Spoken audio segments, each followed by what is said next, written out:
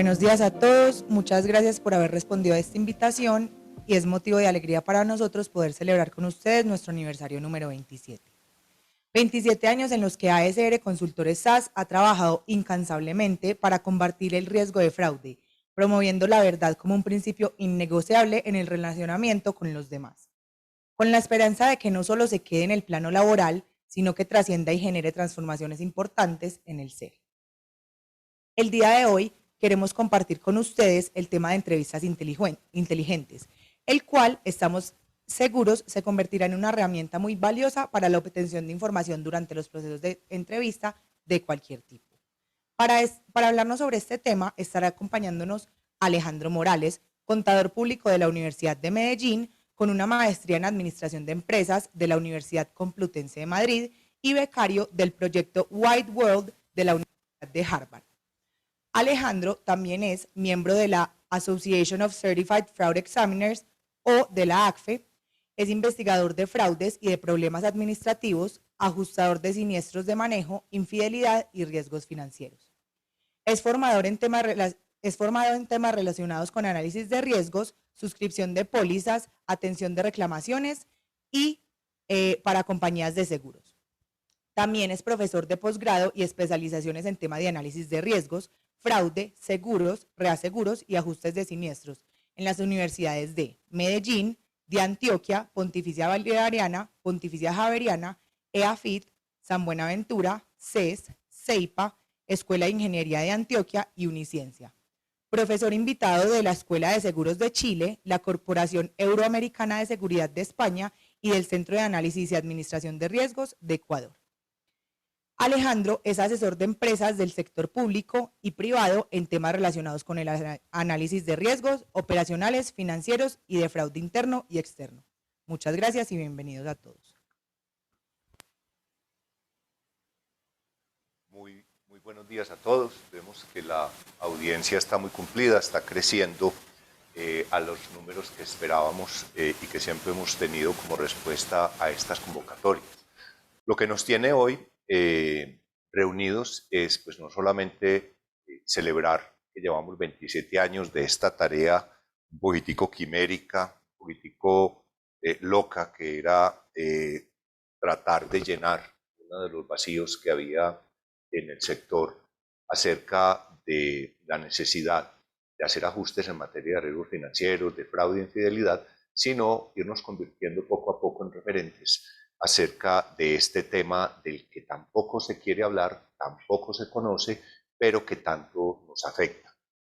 Una de las partes más importantes de la gestión del riesgo de fraude es tener la habilidad de identificar cuándo, al momento de hablar con una persona, podemos señalar si esa persona está siendo honesta o no, si nos está diciendo o no la verdad, y cómo identificar esas señales de alerta de manera temprana.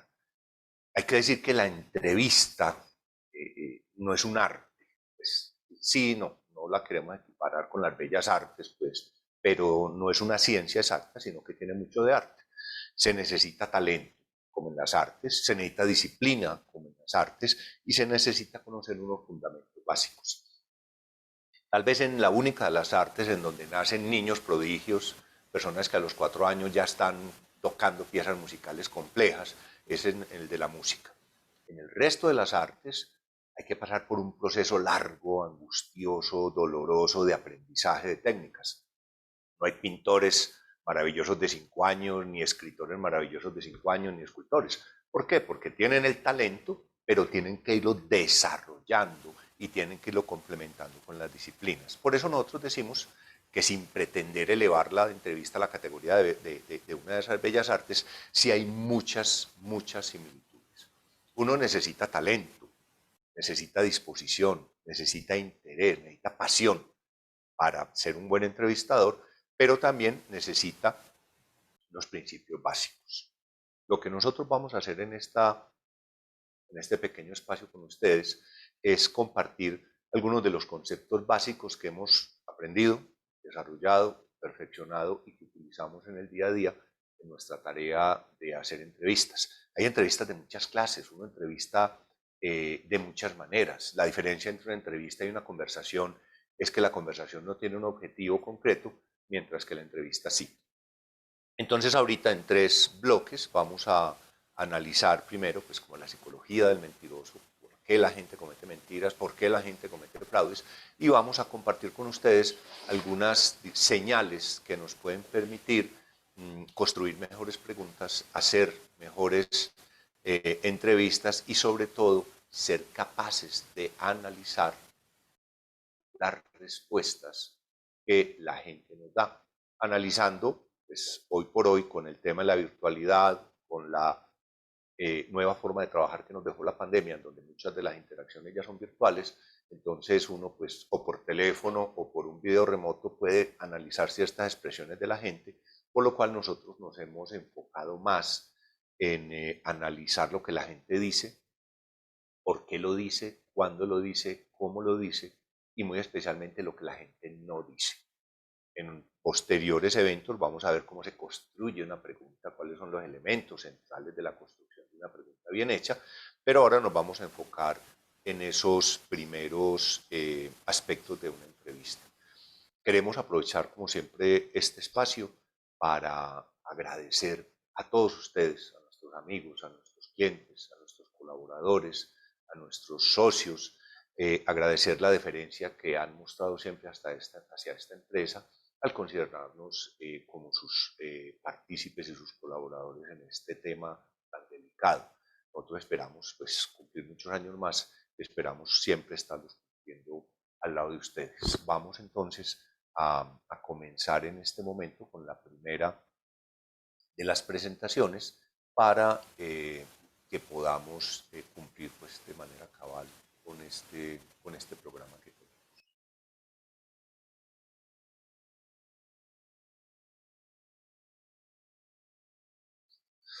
Vamos a mirar entonces lo que nosotros llamamos la anatomía de las mentiras y su detección.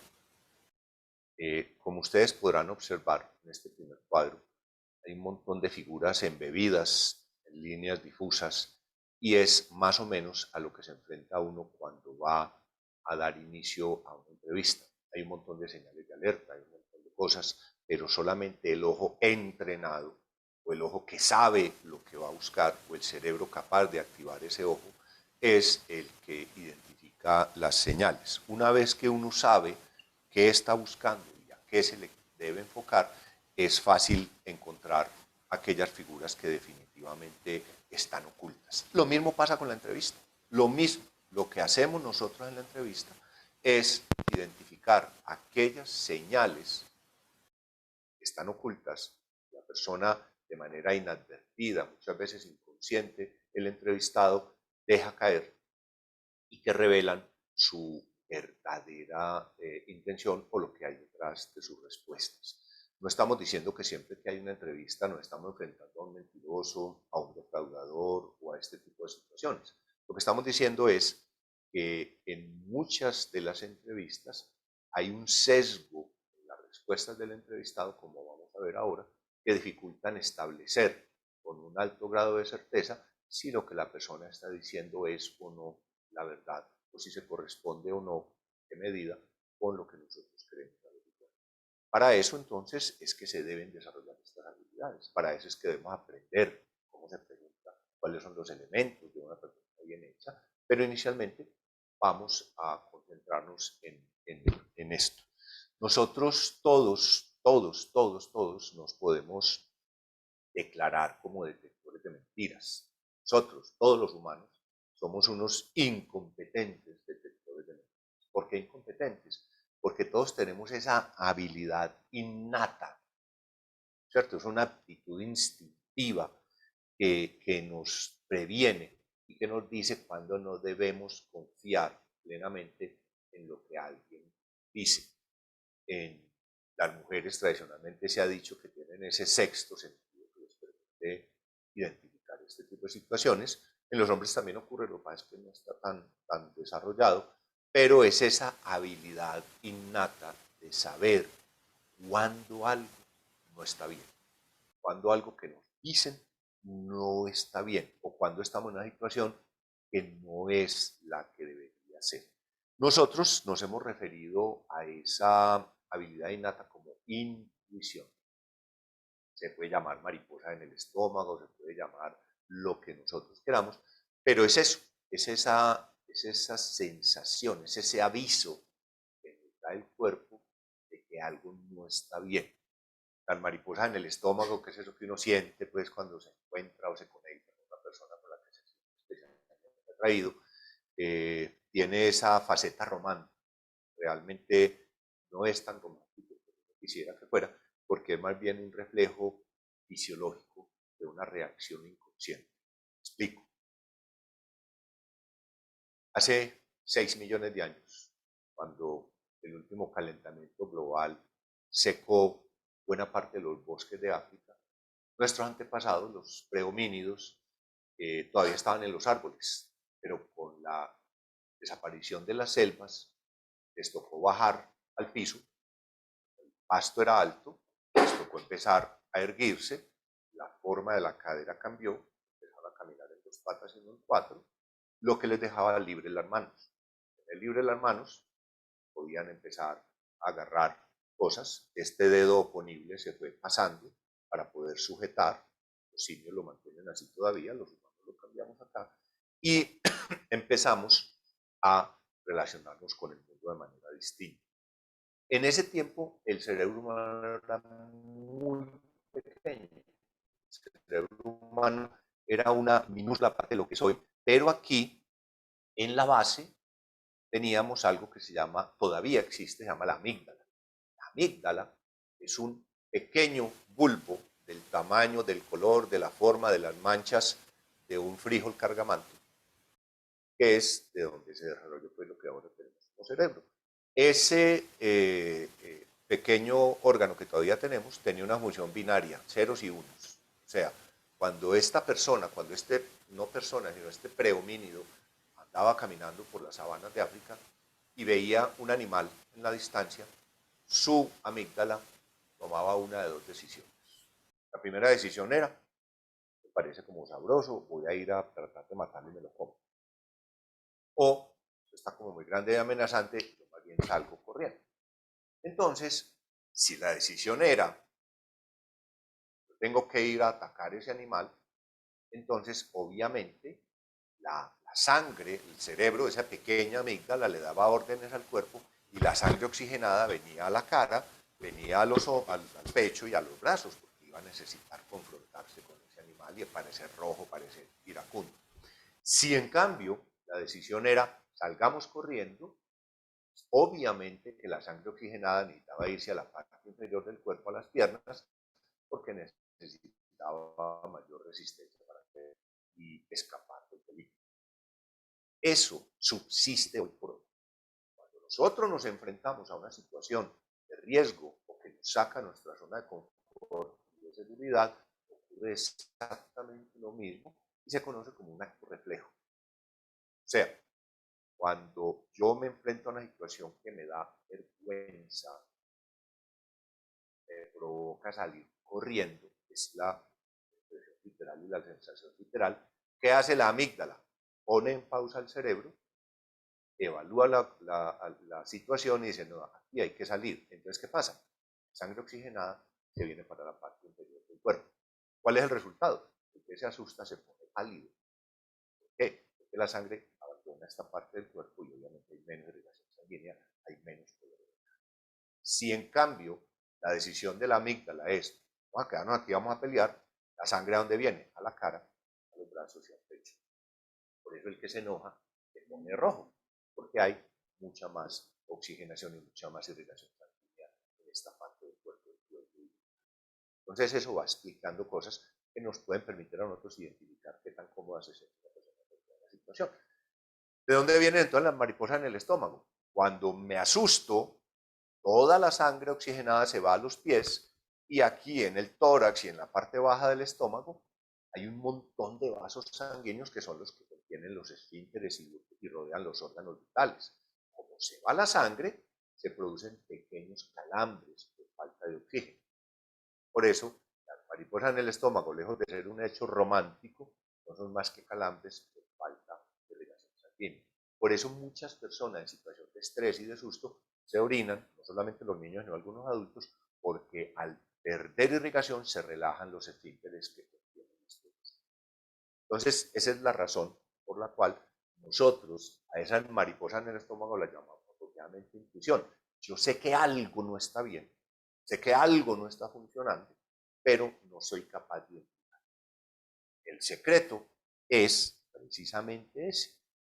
El secreto es para convertirnos en detectores de mentiras competentes, lo que tenemos que hacer es trasladar esa reacción subconsciente de la intuición que ocurre aquí en la amígdala hacia la parte consciente del cerebro. Entender por qué esa situación nos genera desasosiego, entender por qué esa situación termina por producirnos esa sensación incómoda que no somos capaces de describir con palabras, sino que la llamamos, pues, como les decía, de manera poética, mariposas. La mentira, entender, está compuesta de cosas que parecen evidentes desde un punto de vista superficial. Piensen en esta afirmación. La mentira a primera vista, a no ser que sea demasiado burda, parece evidente cuando uno la mira superficial. Entonces, una mentira solo es mentira cuando yo decido creer. Si yo tomo sin ningún tipo de beneficio de inventario lo que me dicen, puede ser verdad o mentira, pero yo me la estoy tragando sin ningún tipo de cuestionamiento. Entonces, levantar esa capa superficial lo que va a permitir llegar al fondo de lo que nosotros queremos establecer. Sobre todo porque no se trata de relaciones interpersonales, que digamos estas técnicas también sirven, aunque recomendamos nunca usarlas, ¿cierto? Como dicen las películas gringas o los comerciales, nunca haga esto en casa, ¿no es cierto? Porque son más los problemas que los beneficios. Quites el chip de investigador, quites el chip de entrevistador cuando tenga relaciones interpersonales, porque si no lo va a lamentar, te lo aseguro. Entonces, lo que nosotros hacemos es que cuando estamos en función de una entrevista profesional, preempleo, entrevista de seguimiento, entrevista de evaluación de desempeño, entrevista de salida de un funcionario, entrevista con un nuevo proveedor, no solo algunas entrevistas, o entrevistas de investigación, donde nosotros tenemos sospecha de fraude, donde nosotros tenemos que aclarar la condición de inocencia o de culpabilidad de alguien, uno tiene que desplegar estas habilidades para llegar al fondo, mirar lo que hay debajo de esa primera capa, de ese primer barniz de lo que nos dicen y lograr tener información suficiente que nos permita tomar decisiones acerca de lo que nos están diciendo. ¿Cómo engaña a la gente? ¿De qué manera lo engañan a uno? De varias maneras. A uno lo engañan por medio de acciones, por medio de comportamiento, por medio de palabras, pero también por medio de omisiones. Y aquí está la parte de lo que llamamos la mentira invisible, que no es una mentira manifestada, verbalizada, sino que sencillamente se trata de omitir la verdad, de no contarla, de no incluirla en una respuesta, y eso le permitirá al mentiroso salirse con la suya, porque no hay aparato, no hay forma de saber de analizar lo que una persona no dice, precisamente porque no hay nada, no hay material para hacer ese análisis. ¿Por qué mienten las personas? Nosotros partimos de la base que mentir no es una conducta natural. De hecho, en estudios tomográficos, en ambientes controlados de laboratorio, se nota que cuando una persona está mintiendo sobre hechos relevantes, sobre algo que le preocupa, el cerebro, por decirlo de una manera coloquial, se irrita. Las ondas cerebrales se alteran en tal medida que es posible identificar que la persona no está cómoda con lo que está diciendo y que su cerebro está rechazando esa actuación. O sea, no es una cosa natural. ¿Por qué miente la gente? Por muchas razones. La gente miente para evitar castigo. Es tal vez la primera forma de mentiras. Cuando estamos muy chiquitos empezamos a mentir para evitar castigos y nos queda de grandes. Para obtener provecho, obviamente, los defraudadores, las personas que engañan todos los días a las empresas, a los bancos, las que hacen solicitudes falsas, todo este tipo de cosas, obviamente lo hacen por tener un provecho para ellos, para un tercero. Para parecer buenos, que son las mentiras sociales, para beneficiar a otros, en el caso de los testigos falsos, de todo este tipo de cosas. y para ser aceptados socialmente. Son formas de mentira o razones para mentir que nos encontramos frecuentemente en nuestras interacciones por medio de entrevistas, entrevistas de confiabilidad, interrogatorios, confrontaciones cara a cara, todo este tipo de tareas que ustedes saben que nos toca hacer en desarrollo profesional día a día. ¿Qué tipos de mentiras hay? Nosotros hemos ido clasificando las mentiras como por tipos. Están las mentiras blancas. Las mentiras blancas nosotros decimos que son el lubricante de la sociedad, son un lubricante social. Se dicen mentiras blancas sin ninguna otra intención que facilitar las relaciones sociales. Es como manera de entender esas mentiras blancas. No tienen ninguna segunda intención. Hay mentiras altruistas. Por ejemplo, si a mí mi mamá me regala la camisa más fea del mundo en Navidad, me pregunta, ¿te gustó la camisa? Mal haría yo en decirle, a María, mamá, qué pelle de camisa, qué cosa tan horrible, ¿a vos cómo te ocurre? ¿Por qué? Porque decir la verdad en este caso no reporta ningún beneficio para nadie. Automáticamente a uno se le sale la mentira blanca y dice, sí, claro, mamá, qué bella esa camisa, no veo la hora de encontrar la oportunidad apropiada para usarla. Te luciste con el regalo. Salir a decirle lo contrario sería humillar a una persona que hizo un esfuerzo por complacerlo a uno. Entonces no tiene ningún sentido. Entonces miren que en ese caso, en esas circunstancias, la mentira es una mentira altruista. No tiene ningún otro fin, ningún fin ulterior que el de mantener estable una relación social que de otra manera se deterioraría. Entonces digamos que ahí hay una razón por la cual están esas mentiras altruistas. Están los alardeos, la gente que en las entrevistas dice yo eso lo he hecho 1000 veces, yo tal tarea la puedo hacer con los ojos cerrados, yo no tengo ningún problema con este tipo de actividad. Son personas que se están vendiendo a sí mismas en un contexto de entrevista y obviamente podrían estar cometiendo este tipo de exageraciones o mentiras.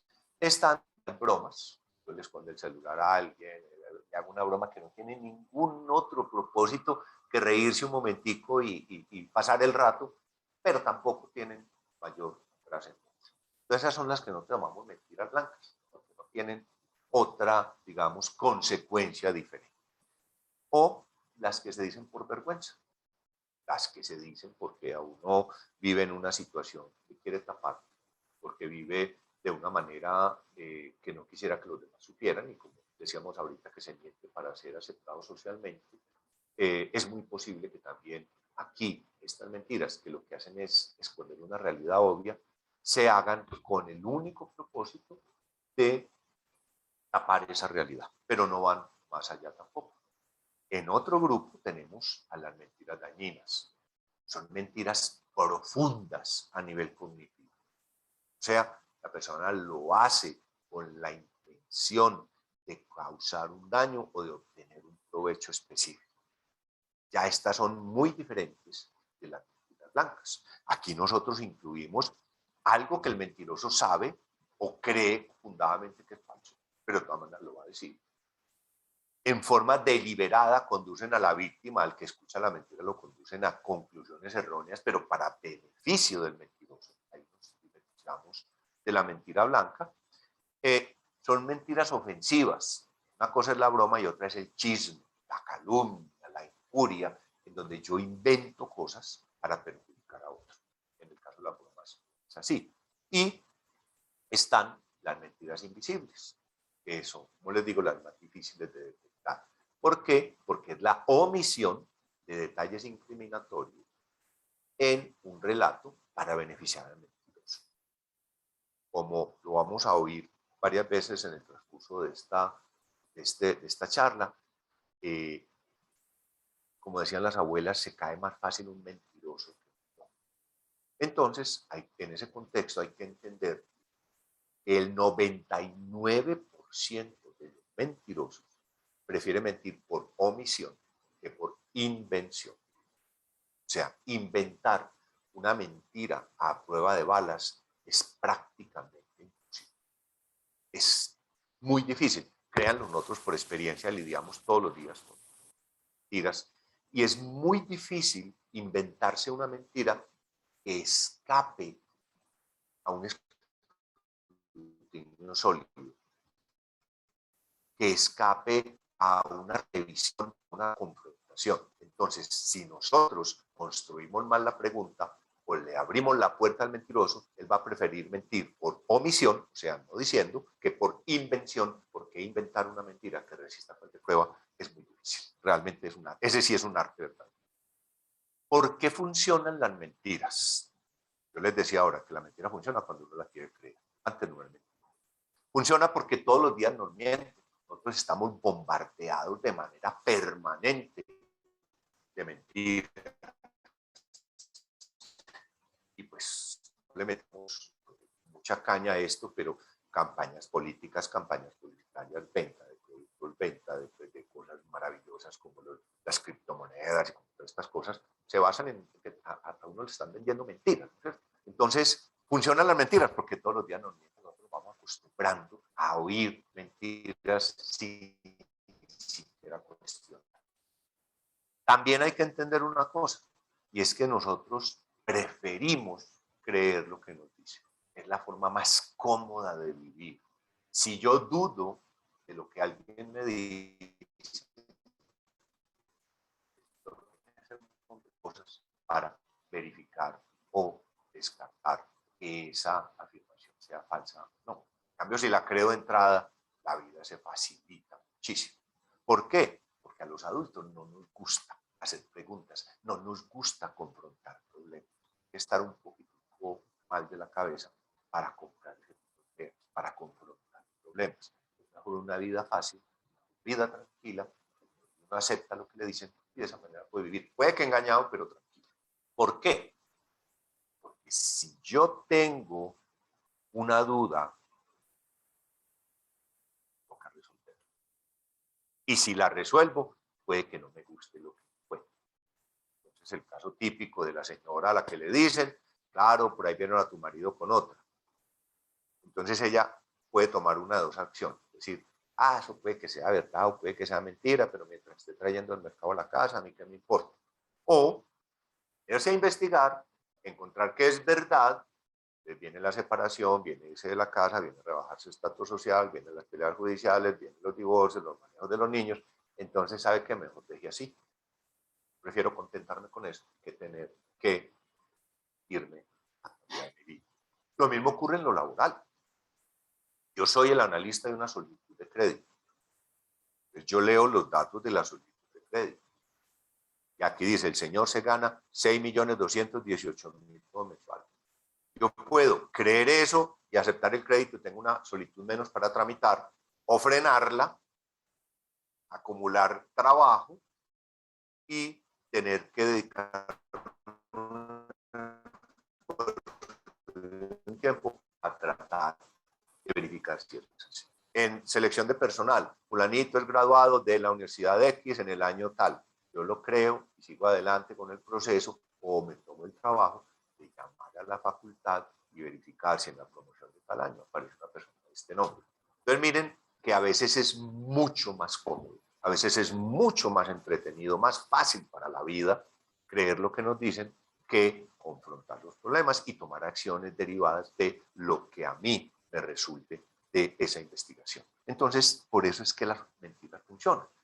Y lo otro es que la gente honesta falla en hacer la pregunta correcta en el momento. A uno le da pena hacer ciertas preguntas. Por eso es tan bueno andar con niños, porque hacen preguntas sin pensar en las consecuencias, que lo ponen a uno rojo, pero hacen las preguntas que uno no es capaz de hacer.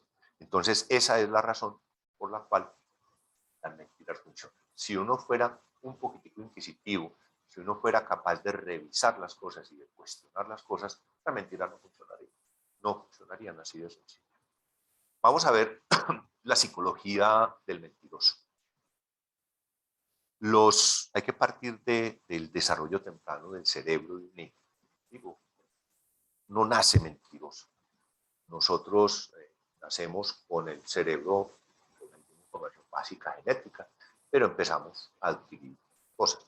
Yo de pronto me doy cuenta que si estoy seco, estoy caliente y estoy lleno, pero estoy aburrido en la cuna, si me pongo a llorar, vienen y me cargan. Esa es la primera y más primitiva forma de mentira, pero es porque uno va aprendiendo a manipular a los demás para su propio beneficio, pero no es que uno nazca mentiroso o que haya razas o barrios o estratos socioeconómicos más o menos mentirosos. Ojalá fuera así porque sería muy fácil, pero no lo es.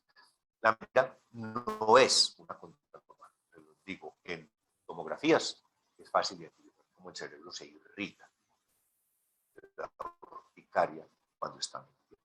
Vuelvo y repito, esto lo vamos a ver mucho porque es algo que tienen que tener en cuenta. Yo prefiero mentir omitiendo detalles que inventándolos. ¿Por qué? Porque es muy fácil ocultar detalles verdaderos, mucho más fácil que inventar detalles falsos. Es muy difícil inventar detalles que escapen a un estudio. Siempre va a haber algo que contradiga un invento, una mentira. Hay que tener eso en cuenta.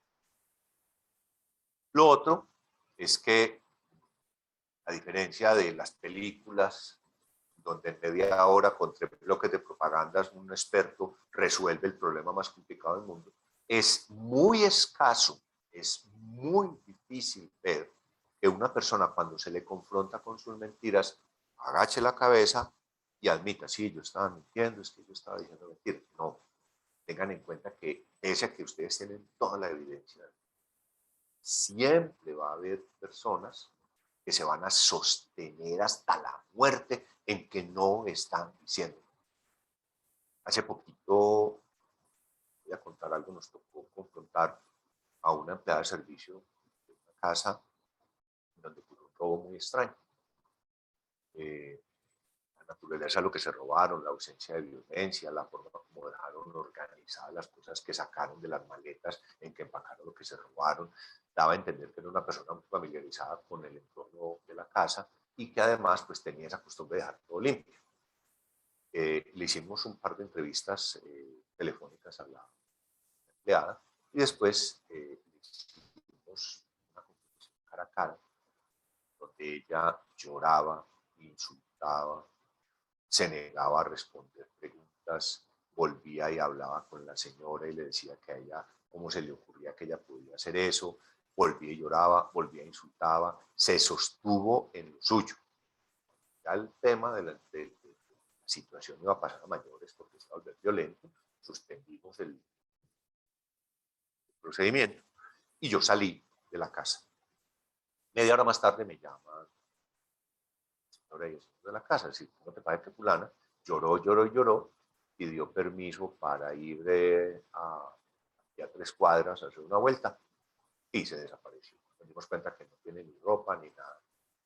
Entonces, ella estaba confrontada contra la evidencia de que había sido la autora del robo, pero se sostuvo, pese a toda evidencia, en que era inocente, que era inocente, era inocente.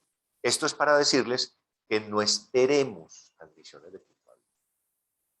Eso ocurre en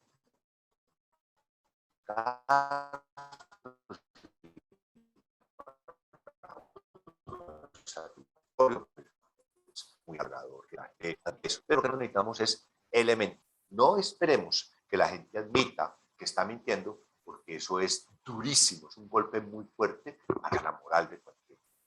Entonces, olvidémonos de obtener confesiones, es ideal, es lo deseable, es lo más rico que le pasa a uno, pero no es lo más usual.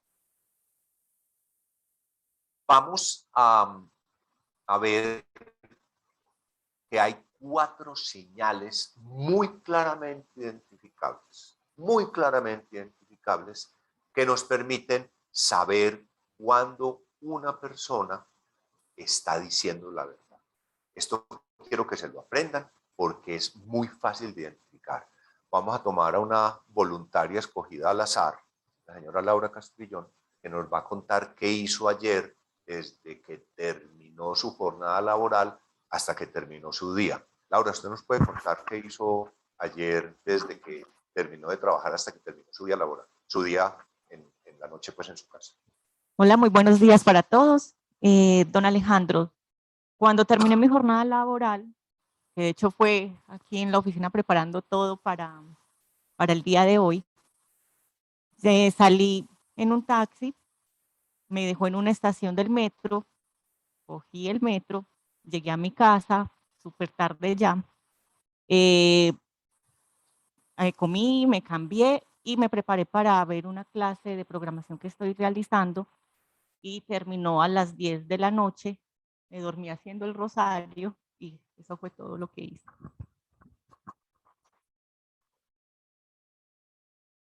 Gracias, Laura. Entonces vamos a ver, en el relato de Laura, vamos a tratar de identificar las 4 claves de un relato. Las 4 claves que nos permiten saber que un relato es cierto. Porque ahorita después vamos a ver unas 30 claves que nos permiten identificar cuando un relato o parte de él es cierto. Pero vamos a mirar esas señales de verdad en el relato. Entonces, lo primero, las personas que dicen la verdad son consistentes y pueden repetir la historia con facilidad. O sea, tienen un orden secuencial lógico de lo que están diciendo. Si usted tiene duda que el relato sea falso en todo o en parte, pídale a la persona que lo cuente de atrás hacia adelante. Si es mentira, es imposible. Es un ejercicio que el cerebro no es capaz de hacer. Entonces, lo primero es que el relato es secuencial. El relato no tiene saltos en el tiempo, sino que va a las 5, tomé el taxi, llegué al metro, hice esto, llegué a mi casa y me dormí haciendo otra cosa. Si hay saltos en el relato, deben llamar la atención. ¿Por qué? Por ejemplo, la pregunta no es inocente. La pregunta de Laura, ¿qué hizo usted después de que salió del trabajo? Es porque se robaron un celular aquí. Entonces ella dice, yo tomé un taxi, llegué a la estación de metro, llegué a mi casa muy tarde. Pero cuando yo salí, Juan José estaba todavía en la oficina. Ya está llegando a la casa y se devuelve a decir que Juan José estaba en la oficina. ¿Por qué ese salto? Ella lo que quiere poner de manifiesto con eso es que si lo que me están preguntando es por el reloj celular, tengan en cuenta que allá había más. Entonces, un relato secuencial con un orden cronológico es un relato que tiene ese sello de ser verdadero. Ojo con eso. La segunda de las características que tiene un relato que puede ser confiable es que el que lo hace se relaciona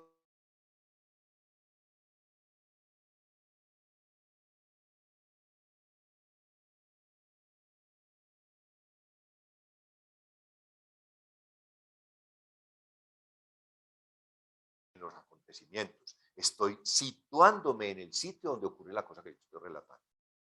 Otra cosa es que desaparecen los pronombres personales. Cuénteme, por favor, qué hizo usted desde que salió de aquí. No, pues lo que se hace siempre es salir y tomar el transporte y llegar a la casa y dormir. En ninguna parte está ella en el relato. En este caso sí, porque está, digamos, un margen de credibilidad. Claro que le dimos pues media hora para que terminara el relato. Vamos a ver qué tanto se sostiene. Lo otro es que hacen uso correcto de los tiempos verbales. Nuestro idioma está siendo despedazado a una velocidad dolorosa, pero todavía hay gente que sabe hablar bien el español. Entonces, si yo le pregunto a alguien, cuénteme qué hizo ayer, lo que yo espero es que los verbos estén conjugados en tiempo pasado. Si a mí me dicen, no, es que yo salgo de la oficina, llego al metro, después voy a la casa, es casi seguro que esa parte del relato la está inventando en ese momento. Es que si yo hablo de algo que hice ayer, no tengo que usar el tiempo presente, tengo que usar el tiempo pasado. Ahora, todo el relato viene en tiempo pasado. Salí, tomé taxi, llegué a la estación, tomé el metro y después como a las 8 llego a la casa y trato de hacer la comida. Porque si venía bien hablando en tiempo pasado, de repente este pedacito se vuelve en tiempo presente. Si yo estoy atento a lo que se está diciendo, eso me va a producir mariposa en el estómago. Hey, ¿por qué esta persona que venía hablando también en tiempo pasado, de pronto este pedazo del relato lo habla en tiempo presente? Y es sobre ese pedazo del relato sobre el que yo me quiero enfocar más adelante. Entonces tenemos que el relato debe ser cronológicamente consistente, que yo debo involucrarme en lo que estoy diciendo, que el tiempo que uso en los verbos rectores de las acciones que estoy relatando es el tiempo pasado y que el nivel de detalles es el adecuado. Una cosa es que diga, no, pues después de salir de aquí llegué a mi casa y me dormí. Otra cosa es, me monté en un taxi amarillo de placas XLM 221, el señor está poniendo vallenato, llegamos al metro, había 48 de pies y 50 sentados y había un señor que olía muy mal, un montón de detalles que no tienen nada que ver con lo que yo estoy preguntando. Entonces, miren, esas 4 características nos muestran a nosotros cuando un relato realmente es consistente. Entonces, primero, la secuencia es ordenada, las personas se relacionan con la historia utilizando pronombres personales, se habla en tiempo pasado de hechos que ocurrieron.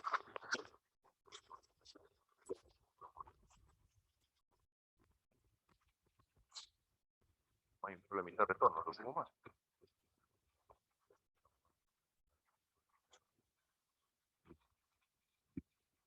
¿Listo? Ok, ahí mejor, perdón. Pequeño problema técnico.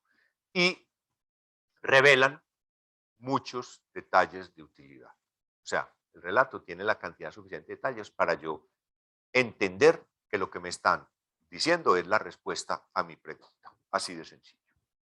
Y el relato suena normal. Esa es la quinta. Y es que el relato suena absolutamente normal. No hay nada en el relato que me parezca extraño.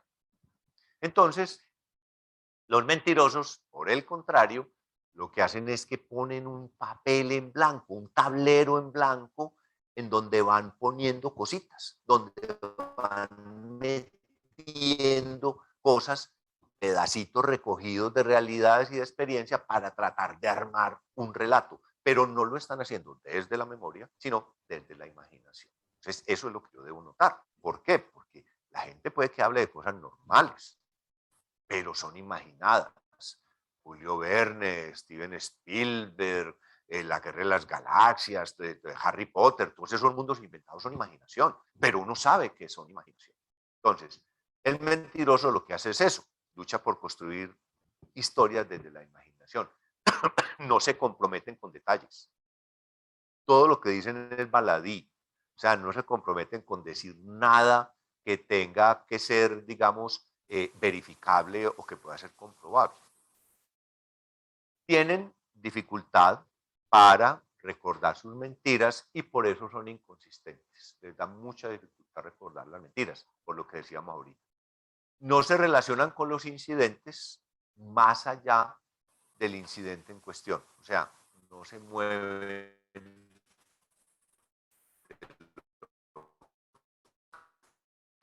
diciendo, porque saben que es muy superficial para reforzar lo que están diciendo, filtran la memoria, sacan pedacitos de cosas, no se apropian ni se comprometen con lo que dicen, exhiben los indicadores verbales de engaño que vamos a ver ahora, y pues en general su relato no suena normal. Yo le voy a pedir a Amalia que nos cuente cómo fue su viaje de la semana pasada a Japón. Cuéntanos cómo fue tu viaje a Japón de la semana pasada. Bueno, yo me levanté el martes, después pues me arreglé, terminé de empacar y me fui para el aeropuerto a las 7 de la mañana. El vuelo se demoró unas 14 horas y ya cuando llegué allá, pues nada, cogí un taxi y me fui para mi hotel. Ese es un relato. Gracias, Amalia. Ese es un relato que cualquiera de nosotros puede inventar. Japón hay que ir en avión, Japón está lleno de japoneses, Japón es muy bonito, uno llega al aeropuerto y coge taxi, pero si yo le pregunto a la aerolínea el costo del taxi o el hotel al que iba, con seguridad que no va a haber una respuesta coherente. Entonces miren la diferencia entre un relato secuencial, lógico, cronológico, en donde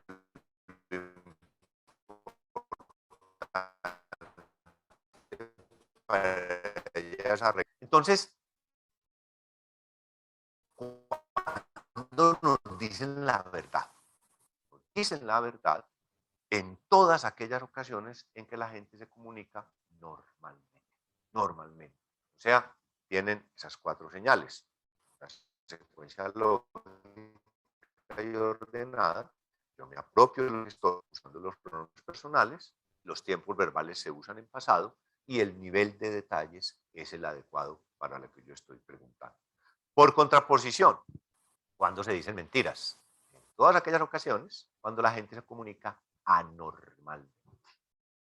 Entonces, la habilidad que tenemos que desarrollar es pasar esas mariposas del estómago que nos dicen aquí hay un gato encerrado al nivel consciente, en donde nosotros vamos a poder establecer qué parte del relato, si no es que es todo, pero qué parte o partes del relato no nos dejan y no nos parece una respuesta lógica. Como ven, esto tiene mucho que ver con la manera como la gente se comunica. Para hacer transición en estos, de esta presentación a la que sigue, tenemos un ejercicio que lo llamamos personajes ocultos. Le voy a pedir a Laura que venga y se siente aquí y nos haga el favor de pasar, o de allá si puede, no sé, hacer esta parte de la presentación para que preparemos la siguiente.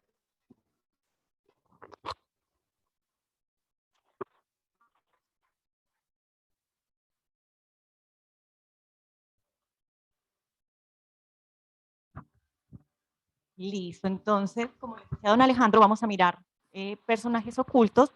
Vamos a pasarles o les vamos a mostrar una serie de palabras y ustedes van a identificar qué nombres pueden estar ahí en esas letras ocultas. Vamos a ver cómo nos va.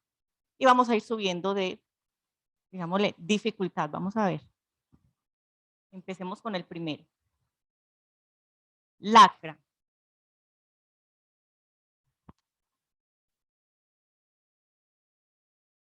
Listo, escríbanos en el chat qué nombre pueden formar ustedes con esta palabra, lacra. Muy bien. Carla. Ahora vamos con algo.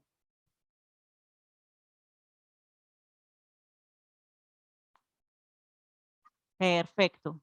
Olga. Riesgo.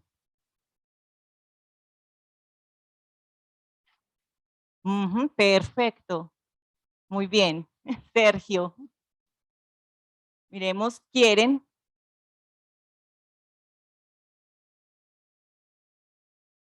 Muy bien. Muy hábiles están. Es Enrique, perfecto. Camino.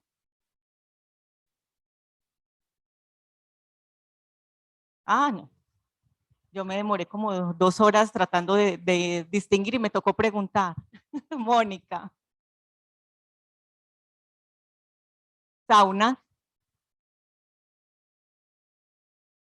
¿Yo por qué me demoré tanto? Tanto. Muy bien, Susana. Y ahora vamos para el nivel 3 de dificultad. Páramo. O no tiene tilde, pongámosle páramo.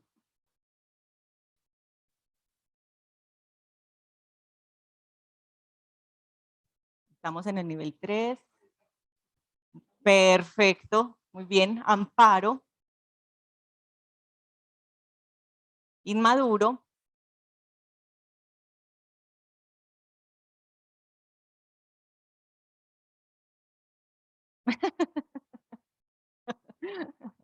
No, no es. Casi. Perfecto. Raimundo.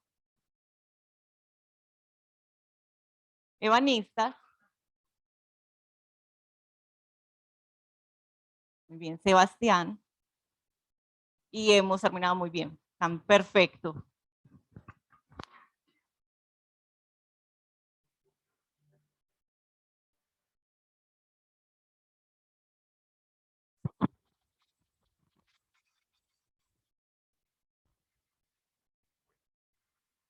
que hayan acertado algunos de los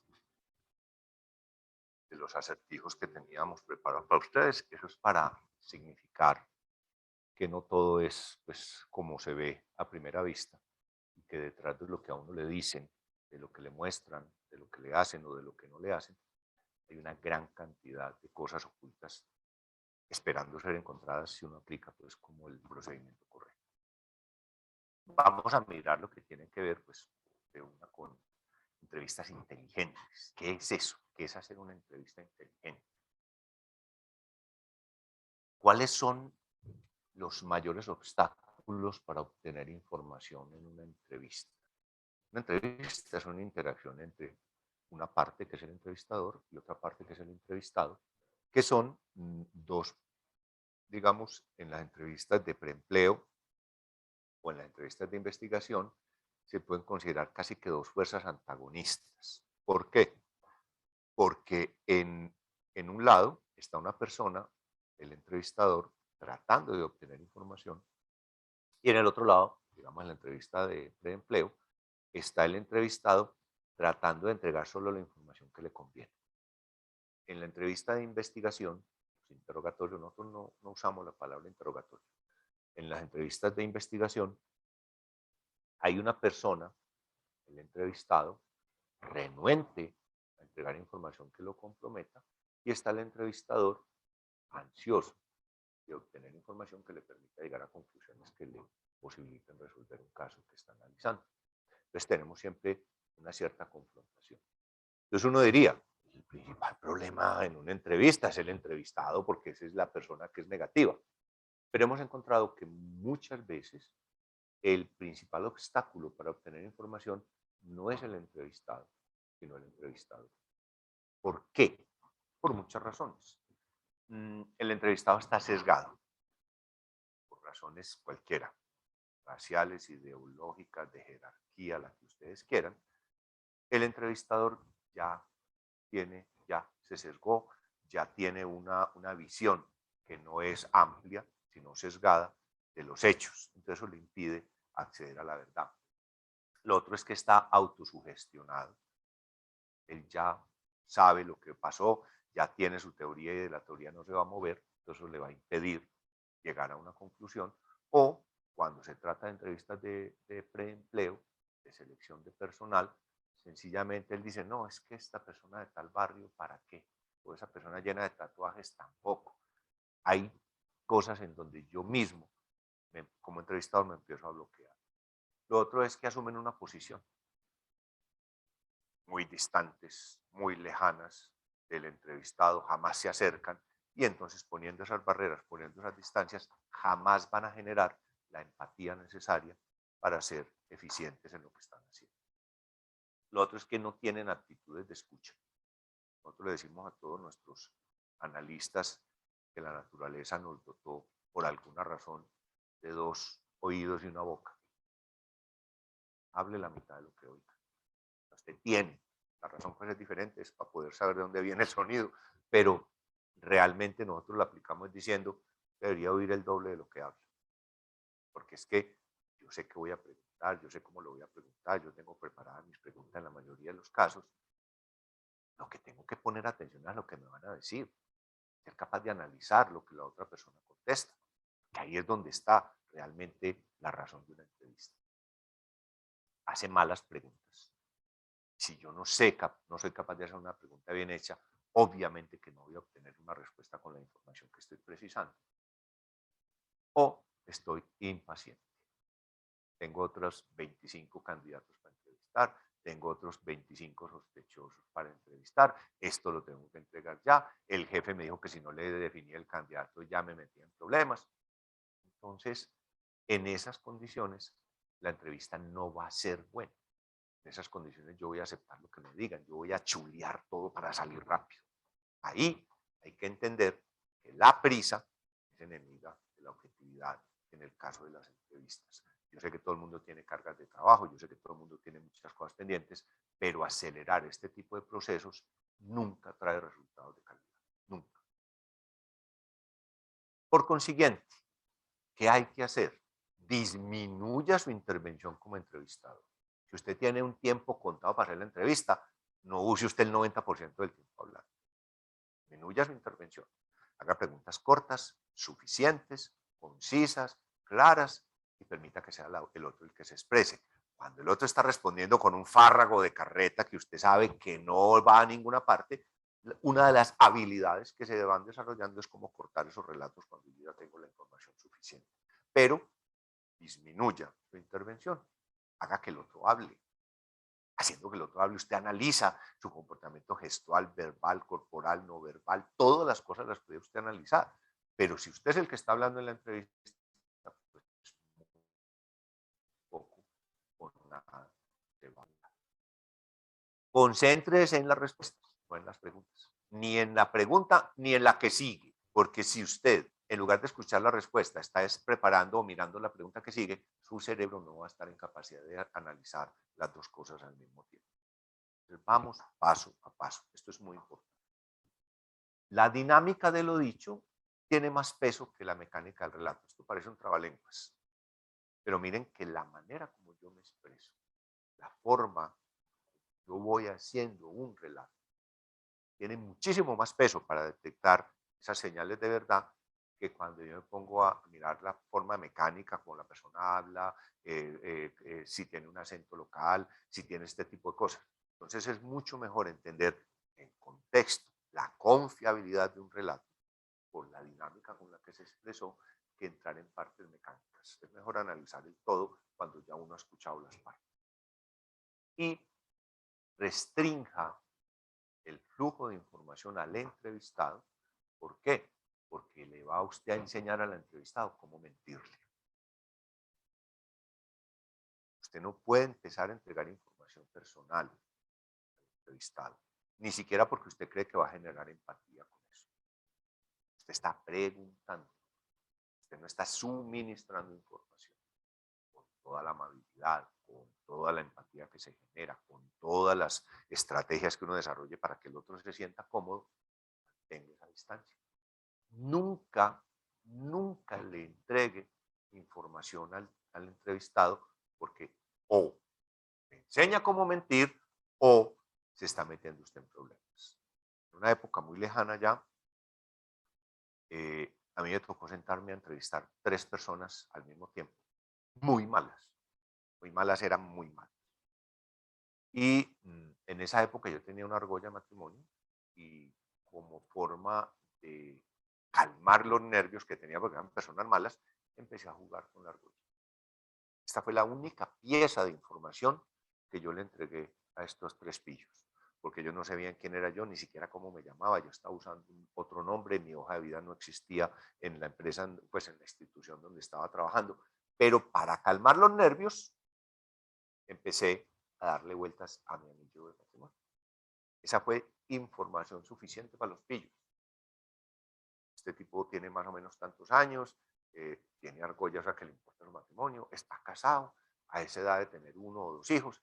Con eso fue suficiente para que en la misma tarde me empezaron a llegar amenazas diciendo que me iban a matar a mí, a mis hijos, a mi señora, que ya sabían dónde vivía, que conocían el edificio, porque todo eso es como lo que hacen los adivinos, lugares comunes, ¿no es cierto? Este señor vive en un edificio, porque si es trabajador no debe vivir en una gran mansión, sino que debe vivir en un edificio de apartamento, está esperando su vida laboral y de matrimonio. Entonces, con eso armaron, mire, con un detallito tan sencillo, armaron toda una estrategia de intimidación.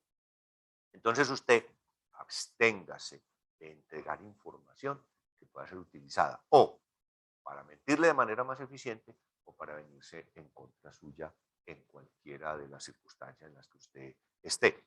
Ojalá nadie de los presentes, pues si les toca, tengan que pasar por esa experiencia de entrevistar pillos, bandidos, gente mala, pero sabemos que algunos puestos, algunos cargos, algunas posiciones en las empresas, pues tienen que pasar por ahí.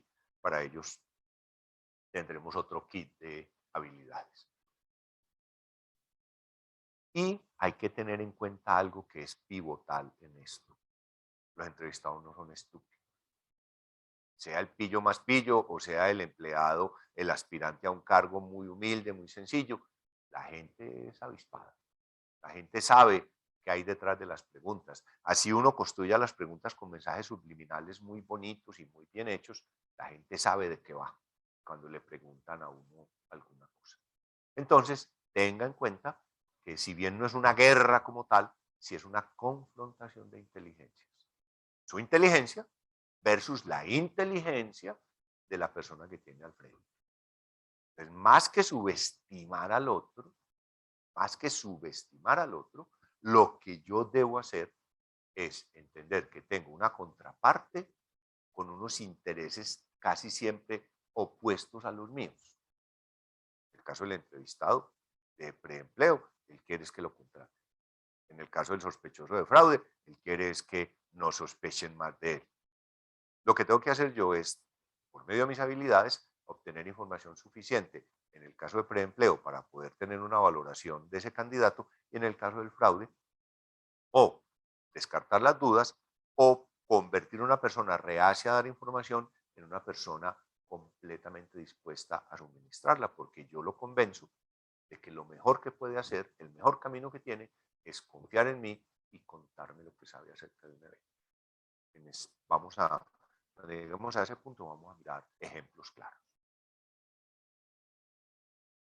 Entonces, tenemos entrevistas, como hemos venido diciendo, en procesos de vinculación, que es lo que buscan es obtener información de calidad sobre el candidato. Nosotros tenemos unas hojas de vida que se hacen en forma Minerva, que se hacen en la del empleo.com, la de CompuTrabajo, la gente la hace en un papel en blanco o la hace virtual, se toma una foto y la retoca con todos los artilugios que hay ahora de Photoshop para que la foto quede bonita. Y ahí hay una información. Lo que yo necesito es saber si esa información realmente corresponde a la realidad. Antes de que hubiera Photoshop, todos íbamos a Fotolía, que es una fotografía que queda por allá por la América, en Medellín, y allá todos salíamos bonitos y la hoja de vida era una belleza. Hoy con Photoshop no hay que ir allá, pero igual es una representación de la realidad, no es la realidad. Lo que tenemos que mirar es eso. ¿Por qué? Porque pues va a ser una persona con la que eventualmente vamos a entrar en una relación de largo plazo.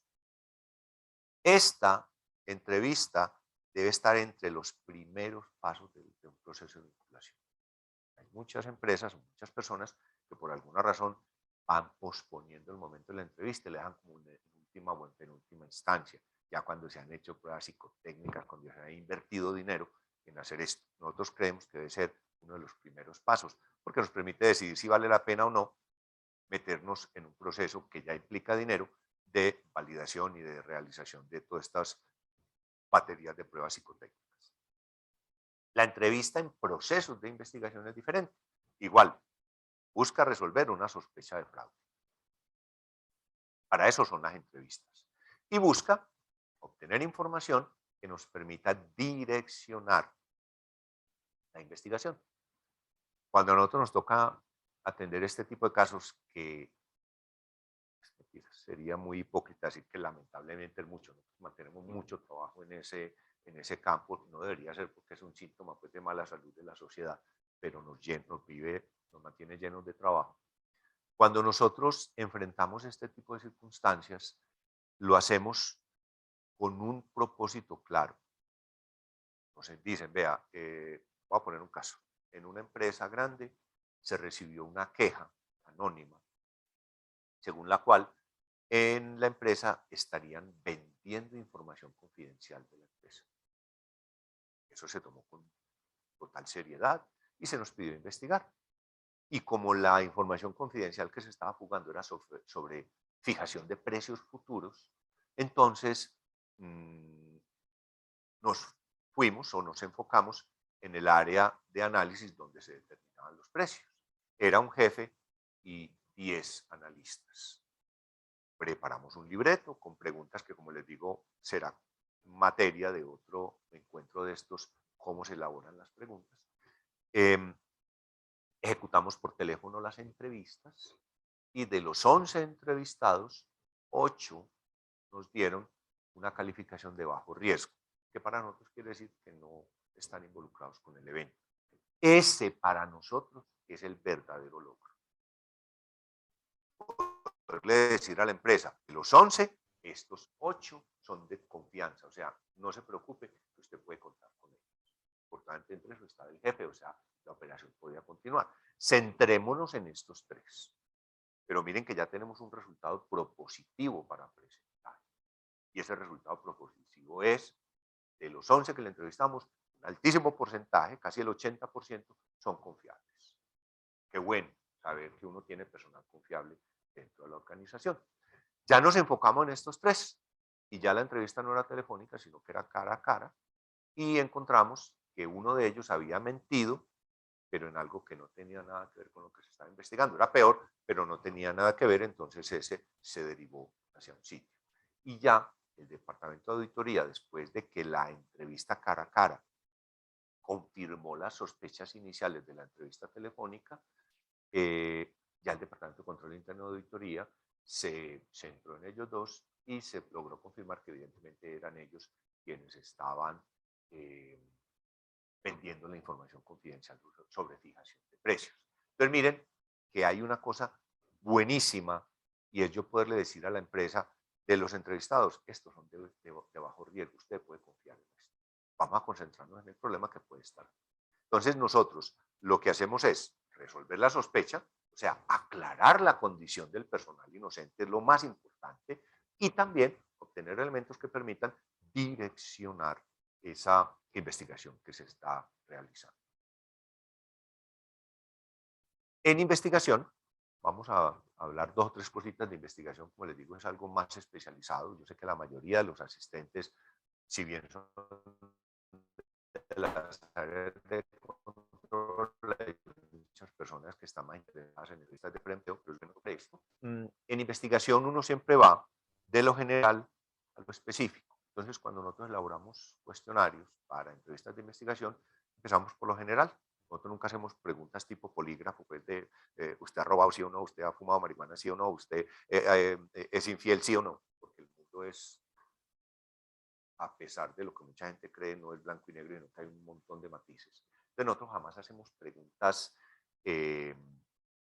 cerradas, cuya respuesta sea únicamente sí o no. Hacemos preguntas abiertas, generales, y según lo que se va obteniendo respuesta, vamos hacia lo específico. Esa es una muy buena estrategia, diferente de la que se usa en muchas partes, y es ir directamente al problema y directamente a preguntar por el problema, porque produce resultados variados. Y una advertencia, en el proceso de investigación, no creer lo que nos vende Hollywood, no creer lo que ve uno en las películas. Para esto hay expertos. Para esto hay expertos en investigación. Para esto hay expertos en derechos humanos. Para esto hay expertos en derechos laborales. Antes de sentarlo a una persona a confrontarla con la posible comisión de un delito por su parte o el posible conocimiento de un delito, yo tengo que estar muy seguro que no estoy vulnerando sus derechos. ¿Por qué? Porque vivimos en un país con una legislación garantista en donde por cualquier detalle, por cualquier omisión, es posible mandar al fracaso una investigación exitosa. Hace un par de años, a mí este tema de la pandemia me estripó el tiempo. Yo ya no sé si esto ocurrió hace 5 o hace 15, pero antes de la pandemia, en una empresa grande en Oriente, a la hora de salida por la tarde de los empleados, el vigilante de la portería, que era el que abría y cerraba la puerta, tenía instrucción de que de manera aleatoria parara uno de los carros de los empleados y revisara el baúl del carro. No era con todos, eran los que él quisiera, era una cosa aleatoria como para dar esa sensación de control, lo que se llama pues seguridad perceptual. Ocurrió que un día, a las 5 de la tarde, él le pidió a uno de los empleados cualquiera, doctor, por favor me abre el baúl del carro, yo lo reviso, y se arramó la gorda. Usted no sabe quién soy yo, usted quién se cree que es, yo por qué le voy a tener que abrir mi carro, no sé qué. El vigilante cerró la puerta, llamó a su supervisor y el supervisor, nivelado ya por arriba con el ejecutivo, lo obligó a salirse de la fila porque estaba obstaculizando la salida de los demás carros, lo obligó a abrir la maleta del carro y encontró que ese día cualquiera este señor se estaba llevando un montón de bienes de la compañía, equipos, mercancía, productos en proceso, se los estaba llevando ese día. Obviamente, cuando lo pillaron en eso, se entendió la razón por la cual se negaba a la requisa, lo devolvieron a la oficina de la jefa de recursos humanos. La señora estaba terminando su día para venirse para Medellín y lo sentaron. Es una fábrica, entonces estaba el jefe de turno por la noche, el jefe de seguridad y la directora de recursos humanos.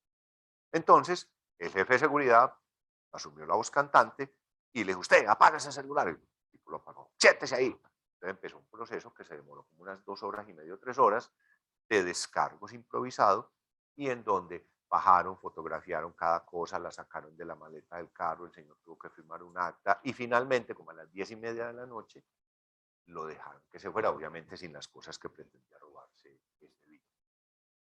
El señor salió y no se fue para su casa, sino que se fue para la URI, para la Unidad de Reacción Inmediata de la Fiscalía en Río Negro, a denunciar por secuestro a la jefa de recursos humanos. No al jefe de seguridad porque es un tipo muy bravo, ni al jefe de planta porque es un tipo muy bravo, a la jefa de recursos humanos. Me detuvieron, me retuvieron, me incomunicaron y me constriñeron. Eso se tipifica como secuestro simple. Miren lo fácil que es eso. Un año después de eso yo me encontré con el gerente de la planta y me dijo, ¿cómo va ese caso? Me dijo, ¿cómo te parece que los abogados nos están recomendando conciliar con el tipo? Porque hay una demanda penal y una demanda civil contra la jefa de recursos humanos. La señora tiene embargo preventivo de bienes, restricción de salida del país, renunció al puesto, está de psiquiatra. ¿Por qué? Porque el tipo dice que la secuestramos. Entonces el abogado dice que ahora le salimos a deber. Hay que conciliar económicamente con el tipo por los perjuicios morales que le causan. ¿Cuál fue el error que se cometió en este procedimiento? El más sencillo de todo el mundo. Usted no tiene derecho ni atribuciones legales de detener a nadie. Cuando el tipo dijo que no quería abrir la maleta del carro, lo máximo que podía hacer el vigilante era cerrar la puerta y llamar a la policía. Pero nadie tenía el derecho que se atribuyeron ellos. Entonces miren cómo el no recurrir a expertos en esas materias puede convertir un problema de robo en un problema gigantesco. O como cuando uno no está preparado para manejar un fraude, que será tema de otra conversación, los planes de manejo y de contingencia de estos eventos, lo que hace uno es agravar el daño. Una empresa ocurrió hoy hace un año, en estos días va a ser un año, se descubrió un robo muy grande, más de 8 millones de dólares. Lo que hicieron después de tomarse la cabeza fue al más avispado se le ocurrió llamar a la policía. La policía llegó y se llevaron el disco duro del computador del tesoro. Cuando nosotros llegamos a los 2 días ya no había nada para revisar. La falta de un plan estructurado, un plan de respuesta, hizo que se volviera casi imposible poder resolver este problema. Entonces miren que a todos nos gusta mucho investigar, a todos nos parece muy maravilloso, pero hay que tener un método y hay que tener asesoría legal. Que no es sencillamente coger una persona, tarzanarla y preguntarle cosas a ver qué nos cuenta, porque puede tener implicaciones legales. Se me olvidó decirles que si tienen un comentario, si tienen una pregunta, van alzando la mano. Yo no estoy viendo la pantalla, sino mi presentación, pero Laura o las otras personas aquí presentes, Juan, nos pueden ayudar. Cuando ustedes tengan una pregunta, tranquilos, levanten la mano o la escriben y en la medida que sea posible, que sea pertinente, la vamos intercalando en esta presentación para no dejarlas para lo último. Entonces, ¿cuáles son los pasos para una investigación? Yo debo analizar la información disponible. Yo no me puedo lanzar a hacer entrevistas sin analizar la información. Crear una hipótesis de cómo ocurrió sin amarrarme con ella, sin que yo quede ya sesgado, como decíamos que era el primer problema. Someter esa hipótesis a prueba. Donde la persona tuvo que haber entrado a las 5 de la mañana a modificar el registro de recaudos del día anterior. Eso es posible. Aquí es posible que alguien entre a las 5 de la mañana. Yo refino esa hipótesis, la confronto para ver si vale la pena. Porque si a mí me dicen, mira, aquí está el registro de cámara, nadie entró a esa hora, pues tengo que refinar. Y la refino y la corrijo. Eso es lo que tengo que hacer yo al momento de investigar. Miren que no es algo como nos venden en las películas que es tan fácil y tan entretenido. ¿Cuáles son las diferencias entre los tipos de entrevista? Las entrevistas de preempleo son sesiones de preguntas para identificar posibles señales de alerta en las respuestas del entrevistado. Este no es el punto de yo verificar si el diploma es válido, si no es falso, si la certificación laboral es o no falsa. Sencillamente yo lo que hago en esta entrevista es identifico si en lo que la persona me está representando documentalmente y con sus palabras y gestos hay alguna señal de alerta. Ese es el fin de esta entrevista. En las de investigación es lo mismo. Sesión de preguntas para identificar posibles señales de alerta en las respuestas del entrevistado, pero que puedan o que permitan encauzar la investigación. Aquí en la primera yo descarto o hago que una persona siga en el proceso. En esta, como les digo, ojalá el propósito fuera obtener confesiones, pero bájense de eso, bájense de eso. En el montón de años que llevamos nosotros en esto, yo creo que hemos obtenido, ya perdimos la cuenta, 12 o 13 confesiones en más de 40 años. O sea, eso no va a ocurrir. No está en nuestra naturaleza admitir ese tipo de errores. ¿Cuáles son las características de una buena entrevista de preempleo o de investigación? Primero, suficiencia. La cantidad de preguntas precisas para obtener la información que necesito. Demasiadas preguntas hacen muy larga una entrevista, pero no la hacen mejor. Entonces yo debo siempre pensar en la economía de palabras al momento de entrevistar. Está la pertinencia. Ojo con esto. Hay mucha legislación que prohíbe hacer preguntas personales. Hay un montón de oposiciones de tipo legal frente a las visitas domiciliarias. Entonces yo sí tengo que ser muy cuidadoso que mis preguntas sean pertinentes a lo que yo quiero averiguar. Si a mí me interesa averiguar el estilo de vida, el entorno familiar, las costumbres morales de una persona, obviamente tengo que desarrollar preguntas pertinentes para eso. Ojo con la objetividad. Tengo que partir siempre de la base que no tengo al frente un pillo, que no tengo al frente un ladrón. Tengo que ser imparcial y objetivo con lo que estoy haciendo. Porque si no, me voy a sesgar, que es uno de los principales obstáculos para obtener información. Oportunidad. Una entrevista de investigación, 3 años después de ocurrido el evento. Con seguridad la persona ha olvidado detalles. Entonces no vale la pena meternos en eso. Hay que ser oportunos en las entrevistas. Así como nosotros recomendamos que la de preempleo se haga al inicio del proceso, yo recibo 50 hojas de vida, descarto 40, a esos 10 los entrevisto. No quiere decir que a los 50, sino a los que preselecciono. Pero la entrevista debe estar en la etapa inicial del proceso y debe estar lo más cerca al momento de ocurrencia o de descubrimiento de un hecho de posible fraude. Vuelve y juega, escuchar más que hablar. Usted tiene que ser capaz de analizar lo que la gente le dice. Imparcialidad. Yo no me sesgo, no me decanto. Yo no puedo partir de que el color o el barrio o el estrato socioeconómico determinan quién es una persona, porque me llevo sorpresas.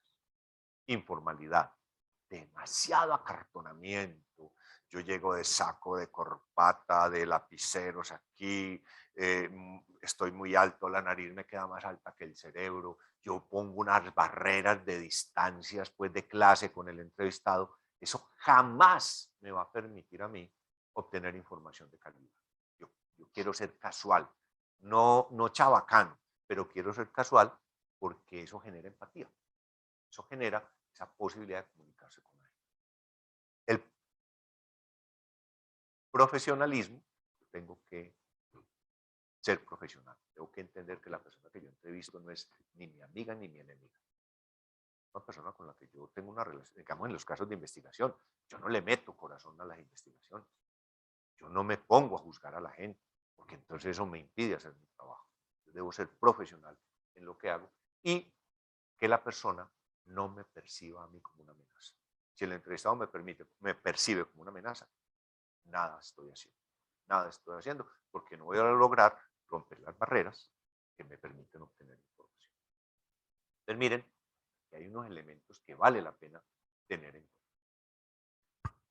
¿Sí? Bueno, por aquí hay un comentario y viene con una pregunta. Nos dicen, me gustó mucho el concepto sobre una mentira, solo se convierte en mentira cuando creemos en ella. Frente a esto, cuando creemos, nos convertimos en cómplices. Cuando creemos en una mentira, muy interesante la pregunta, porque yo me convierto en cómplice pasivo cuando sé que a mí me conviene más creer, cuando sé que lo mejor para mí es creer una mentira, me convierto en cómplice pasivo. Y me remito a los dos ejemplos. El ejemplo del analista que está mirando una solicitud de crédito, el señor se gana 6 millones y pico. Yo voy a creer esto, más bien voy a pasarla porque es que si me pongo a llamar, pierdo tiempo y tengo todavía 20 solicitudes atrasadas de ayer más las 45 de hoy. No, pasemos. ¿Qué pasa si ese crédito resulta malo? ¿Por culpa de quién fue? ¿De la persona que metió la mentira o mía que la creí y la acepté y se tomó como base para tomar una decisión de crédito? Entonces miren que ahí, amarrado con la parte del profesionalismo, ahí es donde nosotros encontramos, digamos, justificación para lo que dice en este comentario. Si yo, a sabiendas, me trago una mentira, después no puedo decir nada. Si la señora sabe que el marido la engaña o el señor sabe que la esposa lo engaña y resuelve mantener esa situación, ¿de qué se queja después? ¿De qué se va a quejar? Usted sabía. Es como cuando, perdónenme, aprovecho aquí la cuña, cuando en una empresa le perdonan un fraude a un empleado. Perdonar un fraude no es más que pagar la cuota inicial del que sigue. Además de que es el peor mensaje que uno le manda a los empleados honestos. ¿Cierto? Porque ¿qué va a decir la gente? Fulanito robó, lo pillaron y velo ahí. Entonces nosotros, ¿por qué no hacemos lo mismo? Entonces, cuando yo perdono un fraude, estoy abonando el terreno para que me hagan el que sigue. Y cuando yo, a sabiendas, o por pereza, o por afán, o por cualquiera de las razones que hemos enumerado, paso por encima de una sospecha que tengo fundada, o por mariposa en el estómago, y que por afán no verifico, estoy volviendo cómplice. Y eso en unos escenarios se llama administración desleal, cuando uno tiene responsabilidades de dirección en una empresa. Entonces a mí sí me parece que ahí hay que tener cuidado, porque mis opiniones, mis decisiones van a impactar a otros. Entonces, cuando yo paso una solicitud de crédito o cuando paso una solicitud de empleo sin revisarla, sabiendo que no la estoy revisando, necesariamente estoy asumiendo una responsabilidad. Entonces, ¿qué categoría de conductas hay en la mentalidad de un defraudador? La gente que comete fraudes tiene un montón de cuentos que se echan ellos mismos. ¿Cierto? Primero, la racionalización. Yo me convenzo a mí mismo que lo que estoy haciendo es perfectamente válido. A mí el mundo me debe, este gobierno es muy injusto, este sistema no nos proporciona lo que queremos, yo tengo todo el derecho del mundo a hacer lo que estoy haciendo. ¿Por qué? Porque primero soy yo y después el mundo. Entonces, ese proceso hace que la gente se acepte a sí mismo y no cuestione lo que está haciendo. Después está el tema de la gratificación instantánea. Y eso es un problema derivado de la aparición de este aparatico en nuestras vidas. Si yo quiero una pizza, oprimo un botón. Si quiero música, oprimo un botón. Si quiero hablar con el amigo que está en el exterior, oprimo un botón. Si quiero un taxi, oprimo un botón. Yo ya no estoy dispuesto a esperar ni una milésima de segundo por obtener lo que quiero y lo que deseo.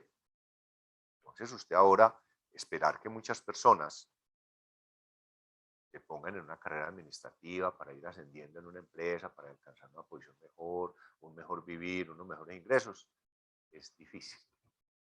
La gente lo quiere todo ya. Punto. Esa gratificación instantánea hace que considerar el fraude como forma de obtener los objetivos sea una buena idea. Entonces, hace un par de años entrevistamos a un candidato a ocupar un puesto de trabajo y le hicimos una pregunta: ¿vos cómo te ves dentro de 5 años?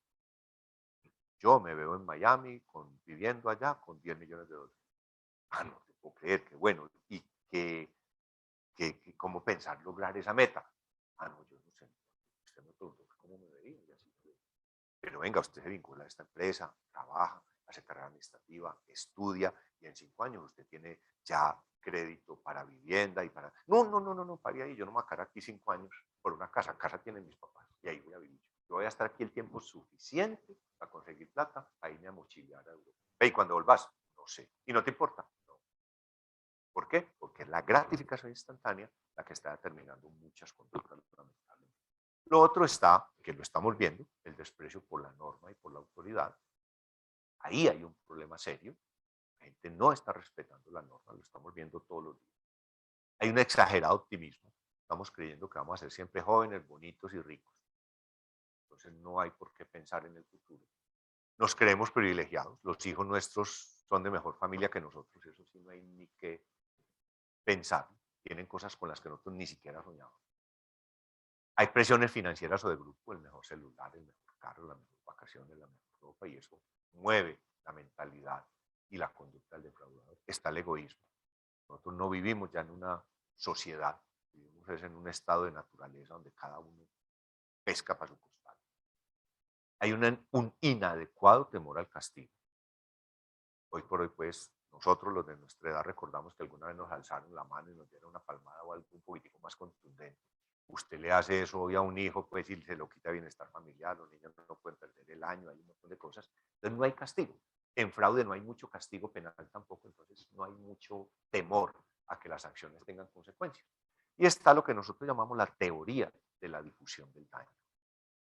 Esa teoría de la difusión del daño lo que nos indica es que las personas difuminan entre la sociedad el resultado de sus acciones malas.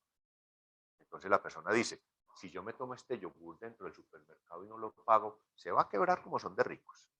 Si yo le cobro a la compañía de seguros este siniestro falso, se van a quebrar como son de ricos. Entonces, es esa teoría de la difusión del daño la que hace que las conductas fraudulentas funcionen.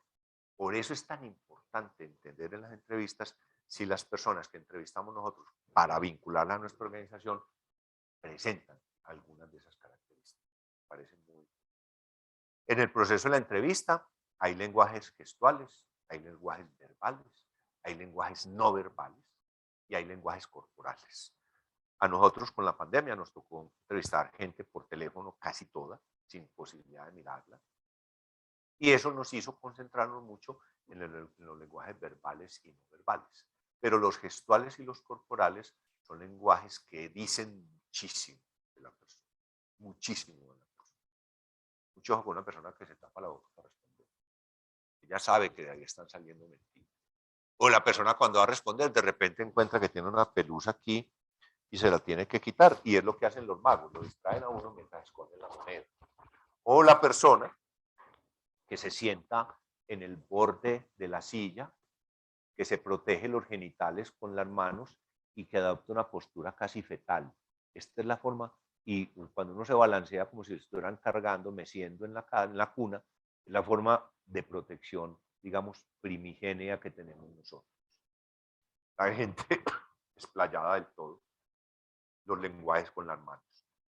Una cosa es afirmar algo y otra cosa es alejar de sí lo que está diciendo. Cuando yo atraigo la atención hacia mí, estoy reafirmando lo que estoy diciendo. Esto es lo contrario. Pero vamos a concentrarnos, perdón, en los lenguajes verbales y no verbales. Las habilidades de un entrevistador. El entrevistador debe utilizar consistentemente las técnicas de entrevista, las que estamos viendo y las que ya han aprendido con la práctica. Lamentablemente, nosotros no hemos encontrado que esto sea materia en ninguna facultad, de ninguna carrera.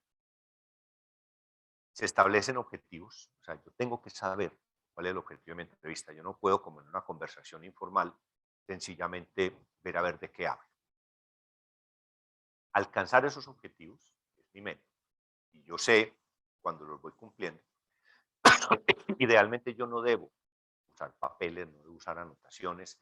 Mi atención debe estar centrada en la persona, no en tomar notas, ni en mirar mi celular, ni en ese tipo de cosas. ¿Por qué? Porque eso es lo que define a un entrevistador. Cuando yo tengo un escritorio de por medio, estoy creando una barrera. Cuando estoy así, con el otro aquí, es menos obstáculo. Cuando yo estoy más ocupado en tomar mis notas y mis cosas que en mirar a la persona a la cara, primero me pierdo sus reacciones, me pierdo sus cambios de gesto y me estoy perdiendo mucho de lo que dice, porque mi cerebro está más ocupado en construir palabras para escribir frases que en mirar a la persona. Entonces, esos son los objetivos: evaluar, o sea, identificar señales de alerta en las respuestas o en la actitud del entrevistado, controlar, no quiere decir controlar al entrevistado, sino identificar los comportamientos, palabras o gestos que hagan sentir cómodo al entrevistado. En entrevistas cara a cara hay una técnica que funciona mucho, que es la de la mímica. Si el entrevistado hace esto, yo hago esto. Si el entrevistado hace esto, yo hago esto. Si el entrevistado hace esto, yo hago esto. Cuando se hace eso sin exagerar, lo que estoy creando es un vínculo subliminal con la persona. ¿Ya? ¿Por qué? Porque la persona ve que yo estoy reaccionando a sus movimientos con movimientos iguales. Ensáyenlo y verá cómo mejora la empatía. Cuando se trata de entrevistas telefónicas, uno encuentra palabras que hacen sentir cómoda a la persona y se identifica muy fácilmente. Entonces, cuando yo identifico muletillas, por ejemplo, la persona, yo digo mucho no es cierto, no es cierto, no es cierto, no me puedo quitar eso, es imposible quitarlo. Cuando yo empiezo a encontrar las palabras como comodín, como chupito, que a uno lo hacen sentir cómodo, yo empiezo a utilizar esas palabras a la misma vez que las utiliza el entrevistado y va generando esa comunicación casi que subliminal entre él y yo, que va mejorando el ambiente en el cual se entrega la información. Entonces, la mímica, sin ser exagerada, o el eco, cuando es telefónico, cuando se utiliza de esa manera, mejora notoriamente la calidad de la comunicación con la otra persona. De esa manera logro controlar a la persona. Y lo otro es modificar comportamientos, modificar esa actitud de resistencia por una actitud de colaboración. Cuando yo le digo a la persona que decir la verdad es la mejor manera de conseguir un puesto aquí, que nos interesa conocer su pasado y su presente para ver cómo lo ayudamos y cómo lo vinculamos. Y en el caso de entrevista de interrogatorio, o de investigación, cuando nosotros le decimos a la persona que nosotros somos la mejor opción para que solucione un problema, para que salga de un lío, no con mentiras, sino porque lo podemos ayudar de alguna manera, con toda seguridad que esa persona va a estar mucho más dispuesta a modificar su actitud de resistencia por una actitud de colaboración. Entonces miren que son cosas sutiles, son pequeñas cosas que a uno lo van convirtiendo en un buen entrevistador, pero que hay que irlas aprendiendo. Y como les decía yo, pues con los artistas, no todo el mundo nace así. Son cosas que se van aprendiendo con el estudio, con la práctica, con la experiencia y con las malas experiencias más que todo. Tenga en cuenta una cosa: la mentira no siempre está relacionada con la culpabilidad. Muchas veces la gente miente por otras razones, como lo veíamos ahorita. Muchas veces la gente miente porque no se quiere meter en problemas, no porque sea culpable. Y ocurre muchísimo en las investigaciones de las empresas. Todo el mundo sabe quién está robando, pero es una persona mala, es una persona peligrosa, entonces nadie se va a poner a acusarla. Entonces van a presentarse muchísimas mentiras ahí, no necesariamente porque el mentiroso sea culpable, sino porque esa persona no se quiere meter en problemas. De ahí que esas pruebas poligráficas tengan ese problema, porque no permiten sino respuestas de sí o no, y entonces puede llegar a falsos positivos cuando usted le pregunta a una persona que sabe quién es el que está robando, por poner algún ejemplo, pero no puede decir porque sabe que las consecuencias para él y su familia pueden ser malas, porque se trata de un vecino. Entonces ahí es donde uno tiene que entender que no siempre la mentira está relacionada con la culpabilidad. Tengan eso muy en cuenta. Vamos a hacer memoria de esto. Yo quiero que se les queden pues varias cositas. Uno, las 4 señales de alerta de verdad. Conexión consistente con el evento, o sea, yo me apropio lo que digo. Un flujo normal, un relato secuencial. El uso de los tiempos verbales y el nivel adecuado de detalles, ¿cierto? Y segundo, que cuando mi actitud es predispuesta yo mismo me bloqueo para obtener la verdad. O sea, el entrevistador puede ser el primer obstáculo para obtener la verdad. Vamos a terminar, este documentico se los hacemos llegar porque creo que puede servir de ayuda a memoria, con lo que nosotros llamamos análisis integral de la narración. O sea, es una técnica desarrollada por nosotros, esta empresa, para entender los entresijos, para entender lo que hay detrás de lo que la gente dice, para entender las motivaciones y para identificar esas señales de alerta de que una persona podría no estar diciendo la verdad o toda la verdad. Entonces, yo lo primero que hago en una entrevista es entender cuál es el comportamiento base de esa persona. O sea, cómo se comunica la persona cuando está desestresada, cuando está tranquila, cuando está respondiendo a preguntas cuya respuesta ni lo intimida y la respuesta yo la sé. Entonces, al principio, como ustedes, muchos de ustedes saben, nosotros utilizamos un software, pero aquí no estamos hablando del software. Al principio, tanto nuestro software como nuestro analista, nuestro entrevistador, determinan ese comportamiento base. ¿Cómo se comunica la persona cuando está desestresada? ¿Y cómo sé yo que me va a decir la verdad?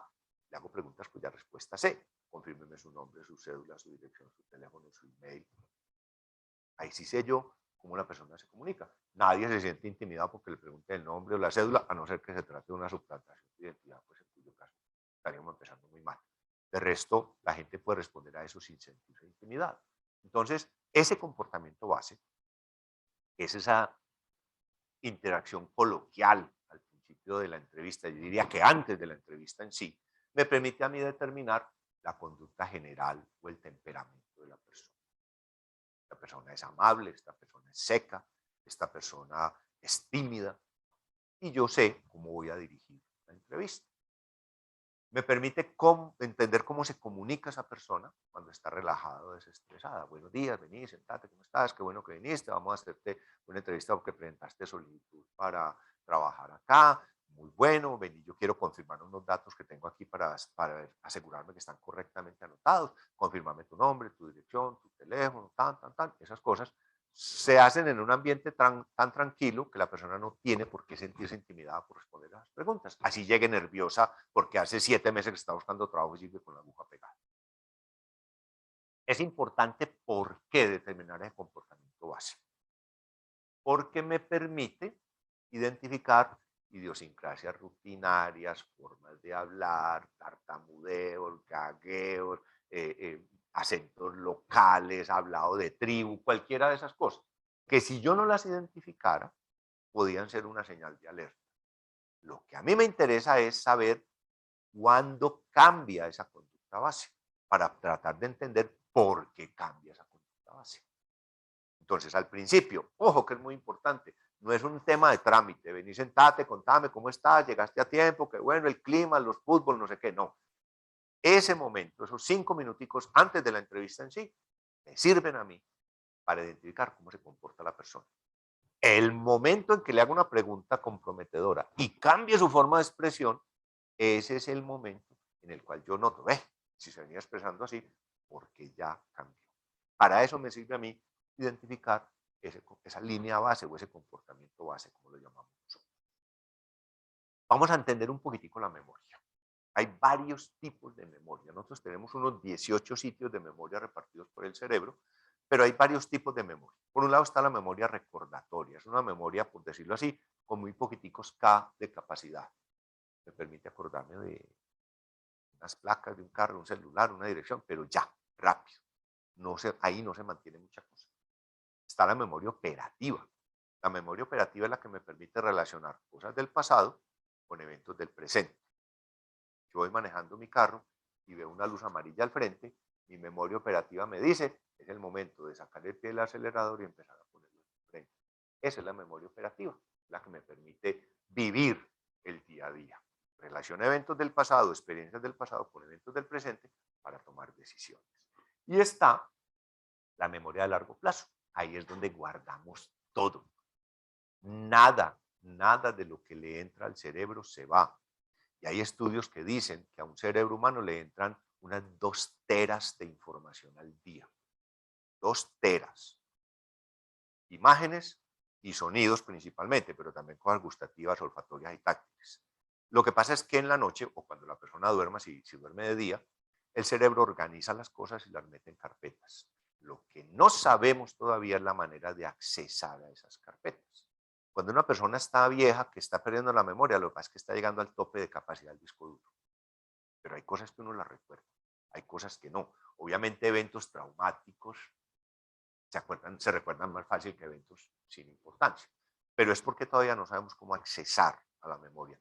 De momento la memoria, para los que se acuerden, es como cuando uno tenía un cassette, que para llegar a la canción 5 tenía que ir avanzando y atrasando hasta que llegaba el momento.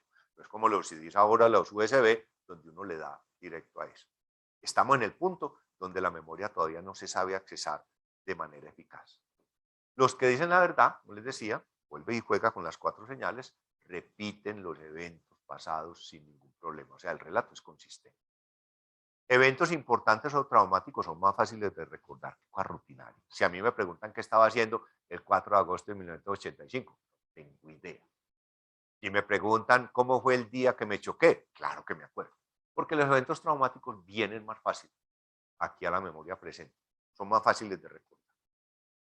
Los mentirosos, como decimos, no tienen un registro mental.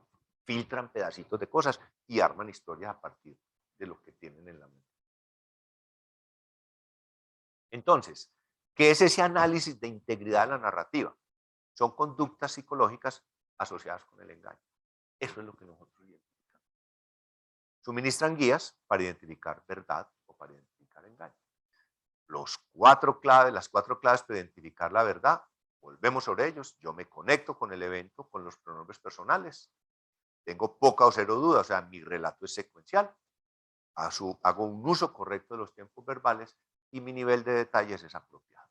Apréndanse esto porque es la clave para uno saber cuándo le están diciendo la verdad.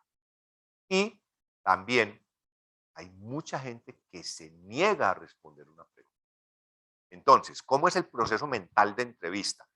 Yo hago una pregunta y obtengo una respuesta. Una vez obtengo la respuesta, tengo que hacerme una pregunta aquí, silenciosa. ¿Me dieron la información que pedí? Si la respuesta es no, levante todas las alarmas. Porque si la persona no ha respondido a su pregunta, lo más probable es que ella lo haya hecho. O sea, dispare las alarmas porque esta persona está ocultando información. Cuando usted hace una pregunta y no le contestan lo que usted pregunta, prenda las alarmas. Pero para eso tiene que estar uno concentrado. Por eso digo yo que ni el celular, ni las notas, ni el lápiz, ni el computador son de mucha ayuda. ¿Qué aspectos hay que tener en cuenta para esa línea base? Los acentos locales, los estilos regionales, cómo hablan los jóvenes, si alguien habitualmente tartamudea o vacila, las muletillas, todo ese tipo de cosas, como las singularidades personales, hay que tenerlas en cuenta porque lo importante es identificar cuándo desaparece. Ahí es donde yo sé que hay algo que me están escondiendo. Vamos a ver, nosotros tenemos esas 30 señales de alerta, las hemos agrupado en 7 familias para facilidad de entendimiento y que les pueden servir a ustedes de clave. Son muy fáciles de entender y nosotros tenemos pues un documentico que les vamos a hacer llegar con el registro y pues obviamente las gracias por haber participado en este evento para que las tengan hasta que se las aprendan y no necesiten pues la muletilla. La primera de las señales de alerta que nosotros vemos la denominamos problemas de tiempo verbal. Ya lo habíamos analizado como una señal de verdad, cuando ocurre lo contrario es una señal de mentira. La persona viene hablando todo en tiempo pasado y de pronto una parte del relato cambia a tiempo presente. Desconfíe de ese pedacito de tiempo presente, porque hay 3 tiempos, pues, ¿no es cierto? Presente, pasado y condicional. Lo otro es la asociación personal. Si yo vengo diciendo, no, es que entonces yo me fui con Juan y con Laura, llegamos al restaurante, comimos, de ahí salimos para el bar y de pronto la gente empezó a pelear y acabaron todos como en problemas. Él venía diciendo yo, Juan, nosotros, y cuando llega al bar, se acaban los pronombres personales. Esa partecita, yo necesito que me la expliquen con más despacio. Después están los detalles del problema. La gente que habla demasiado de un asunto, pero no dice nada de sustancia, o la gente que habla muy poquitico, tan poquito que no entrega información. Hay gente que enmascara sus ganas de enredar con un montón de verborragia, y otros que dicen tan poquito que no sirven para tomar decisiones. Por favor, cuénteme en qué otros lugares ha vivido usted además de la casa en la que habita ahora. Ah, en un apartamento en otra ciudad. Eso a mí no me da absolutamente ninguna información de la que estoy solicitando. Está el tiempo para pensar. Hay toda una teoría construida alrededor de eso. Cuando una persona recibe una pregunta a nivel cognitivo, sabe la respuesta, pero también sabe que no puede dar la respuesta, su cerebro tiene que gastarse un rato en inventar una respuesta distinta de la verdad que no lo comprometa. Y es un proceso que toma tiempo. Entonces uno encuentra que hay demasiadas evidencias. Cuando la gente se demora para responder una pregunta, lo que está haciendo es elaborando una respuesta que no lo meta en problema. Sobre todo cuando yo pregunto de cosas que la gente debería saber. Hay cosas que sí necesitan pensar. Si yo le pregunto a alguien, confírmame tu cédula, y la persona se demora para responder, ojo. Pero si yo le pregunto a la persona, ¿viste cuántos kilómetros tiene tu carro? Ahí hay un momento para pensar. Porque deben estar como en 20, 23 kilómetros. ¿O cuánto hace que vivís en la casa en la que estás ahora? Espérate, yo me pasé, ahí vale la pena. ¿Cuántos hijos tenés? Espérate, no sé si son 4 o 5. Miren que ahí hay dos diferencias grandes. Entonces, cuando la persona se toma un tiempo anormal para pensar la respuesta, normalmente lo que está haciendo es inventando algo que no lo mete. Lo otro es el énfasis anormal. El énfasis anormal se da de dos maneras. Yo puedo aumentar la importancia de algo que me beneficia, en este caso es énfasis anormal aumentando, o minimizar la importancia de algo que me perjudica.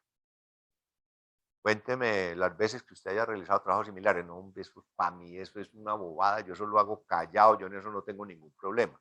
Hombre, cuénteme de las deudas que usted tenga, que no haya pagado. Vamos, yo tuve una vez un problemita con una bobadita y pues, pero eso no importa, ¿cierto? Yo aumento, magnifico lo que creo que me beneficia y reduzco lo que creo que me perjudica. En los dos casos hay que establecer balance. Laura. Bueno, Estefanía nos pregunta cómo se debe orientar la entrevista cuando se identifica en el relato problemas de tiempo verbal o alguna inconsistencia en la entrevista. Bueno, hay dos maneras, Estefanía. Nosotros tenemos lo que se llama entrevistas primarias, en donde sencillamente el analista toma nota de esas inconsistencias y se las reporta a una persona especializada para que esa persona haga averiguaciones sobre esas señales de alerta y tenga una segunda entrevista con esa persona. O cuando se trata ya de una persona con suficiente experiencia, lo que hace esa persona es que, digamos, toma la notica mental o física. Ustedes saben que yo soy pues opuesto a las notas de papel, pero uno hace ahí el puntico y vuelve más adelante a preguntar sobre lo mismo. Lo que pasa, como les he dicho, el tema de cómo hacer una pregunta es tema de otro taller que estamos pensando en ofrecerles, si ustedes así lo consideran, porque ya sería práctico, de cuáles son las formas o las tres condiciones de una pregunta bien elaborada y hacer unos ejercicios de preguntas bien hechas. Entonces, lo que se hace es, o bien el entrevistador inicial toma nota y lo pasa para que se averigüe si tenga una segunda entrevista, o si se trata de una persona bastante capacitada, sencillamente va a volver sobre el tema. Vení, vos ahorita me dijiste que tal y tal cosa. Necesito que por favor me amplíes. O en el mismo momento, necesito que por favor me amplíe su respuesta. De frente, sin problemas. Que parezca que uno inocentemente no entendió. Y uno mismo le dice, vení, no entendí bien. Cuando vos dijiste que se fueron para el bar, vos estabas en el restaurante con fulano, fulano y fulano, pero cuando llegaste al bar no mencionas a nadie. Contame con quién estabas ahí. Pero miren que eso necesita habilidades para construir las preguntas. Las preguntas mal hechas siempre van a llevar a respuestas inadecuadas. Yo les dejo una inquietud para la próxima, que es una pregunta que a mí me gusta mucho plantear. ¿Cuál es la pregunta más mal elaborada por las señoras? La peor elaborada de todas. Tú me estás engañando con otra. Es una pregunta cerrada, una pregunta que direcciona la respuesta es una pregunta que permite salidas dialécticas. Esa pregunta no va a obtener una respuesta, digamos, con la información que la señora está buscando. Pero ese será tema del otro taller. Entonces, cuando uno detecta esas inconsistencias, las deja para posterior investigación o viene sobre ellas cuando uno es capaz de hacer las preguntas de manera adecuada. Entonces, ese énfasis anormal también se detecta cuando yo quiero minimizar o quiero exagerar algo. Y están las respuestas inusuales. Las respuestas inusuales se dan cuando la persona comenzó a mentir en lugar de omitir y empieza a perder el control de lo que está diciendo. Entonces aparecen los deslices, aparecen un montón de manifestaciones donde la misma persona se contradice, donde la misma persona va ya desesperada diciendo cualquier tontería o cuando lo que dice no tiene absolutamente ningún sentido. Eso podemos ahondar también. Y la última es el tiempo omitido. Lo que yo les decía, el mentiroso prefiere mentir por omisión y no por invención. Esa es la diferencia. Entonces, si yo tengo que contar un relato y no quiero inventar una mentira, qué mejor que coger el libro y arrancar capítulos completos. Yo sencillamente no digo la parte que no quiero escuchar. Entonces, por ejemplo, nosotros estábamos trabajando, como nos dijeron que habíamos cumplido la meta del mes, nos pusimos muy contentos y nos fuimos todos los de la oficina, Juan, Arturo, Miguel, María y yo, nos fuimos para el bar que queda ahí cerquita de la oficina, ahí nos tomamos unos tragos. Como a las 4 de la mañana, usted no se imagina el problema tan berraco.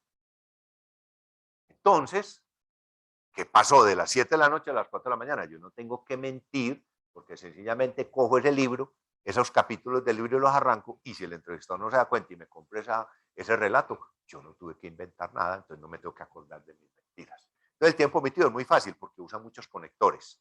Y lo siguiente que supe, y lo próximo que me di cuenta, y al otro día, momentico, esos conectores son los que yo debo identificar. Entonces son problema de tiempo verbal, asociación personal, detalle del problema, tiempo para pensar, énfasis anormal, respuesta inusual y tiempo omitido. Estos son 7 familias que nos dan 30 señales de alerta. Nosotros les hacemos circular pues, el documentico donde están para que conozcan en detalle eso. Nosotros nos enfocamos mucho en el boletincito mensual que sacamos desde hace 27 años. Estamos en el número 130 y pico. No sé, ya le vamos ganando al almanaque Bristol. 132. Y en esos boletines explicamos en detalle el perfil del defraudador, explicamos en detalle estas señales, estas particularidades que queríamos compartir con ustedes en el día de hoy.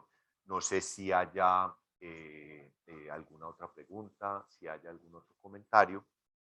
Como les digo, la idea de esto era hacer un abrebocas, dejar expuestos los temas principales. El siguiente evento que queremos preparar dándoles un descanso a ustedes, esto requiere de esfuerzo, requiere de dedicación. Lo que queremos preparar es la forma de elaborar preguntas. Ya no va a ser entrevistas, sino preguntas inteligentes, en donde les vamos a contar cuáles son las 3 características de una pregunta bien hecha, cómo entender, cómo contrapreguntar y sobre todo cómo absolver ciertas dudas. La primera de ellas será cómo se pregunta de manera adecuada la pregunta que plantea ahorita, pues, que es la más mal elaborada de todas. Tú me estás engañando con una pregunta que, pues, obviamente formulada de esa manera, nunca obtienes la respuesta que la persona que la formula quisiera. Queremos aprovechar estos últimos minuticos, ya van a ser las 10 de la mañana, agradecer enormemente la paciencia, agradecer que nos permitan ser quienes los acompañemos en estos procesos que no son fáciles, que nos permitan divulgar este cúmulo de experiencia que hemos ido acumulando 27 años como empresa, pero en más de 100 años que tenemos entre todos de trabajar en estas cosas y que pues nos están llevando con toda la modestia del caso, a ser un referente en estos temas en el ámbito en el que estamos. Pero todo eso sería imposible lograr si no fuera por la confianza que ustedes necesitan, con los errores, con las fallas, con las cosas que ocurren, pero que nos ha permitido llegar hasta donde estamos llegando. De nuevo, muchísimas gracias. Las preguntas que quieran las pueden dejar ahí. Con toda seguridad las vamos a responder por escrito. Si ustedes, si las quieren anónimas o si quieren consulta adicional sobre esto, obviamente estamos a disposición. Y esperamos verdaderamente que este espacio haya sido lo suficientemente interesante y con datos suficientes. Ha valido la pena el tiempo que ustedes se tomaron en él. Les agradecemos mucho su participación y hasta una próxima oportunidad cuando los convoquemos con la oportunidad al evento de preguntas inteligentes. Que estén muy bien y feliz día para todos. Listo. No veo preguntas. De todas maneras, recuerden que nos pueden contactar en la página web, ven nuestra información de contacto, el correo electrónico asr@asr.com.co o con Mónica Correa, que es nuestra comercial, monica.correa@asr.com.co. Mil gracias, feliz días para todos.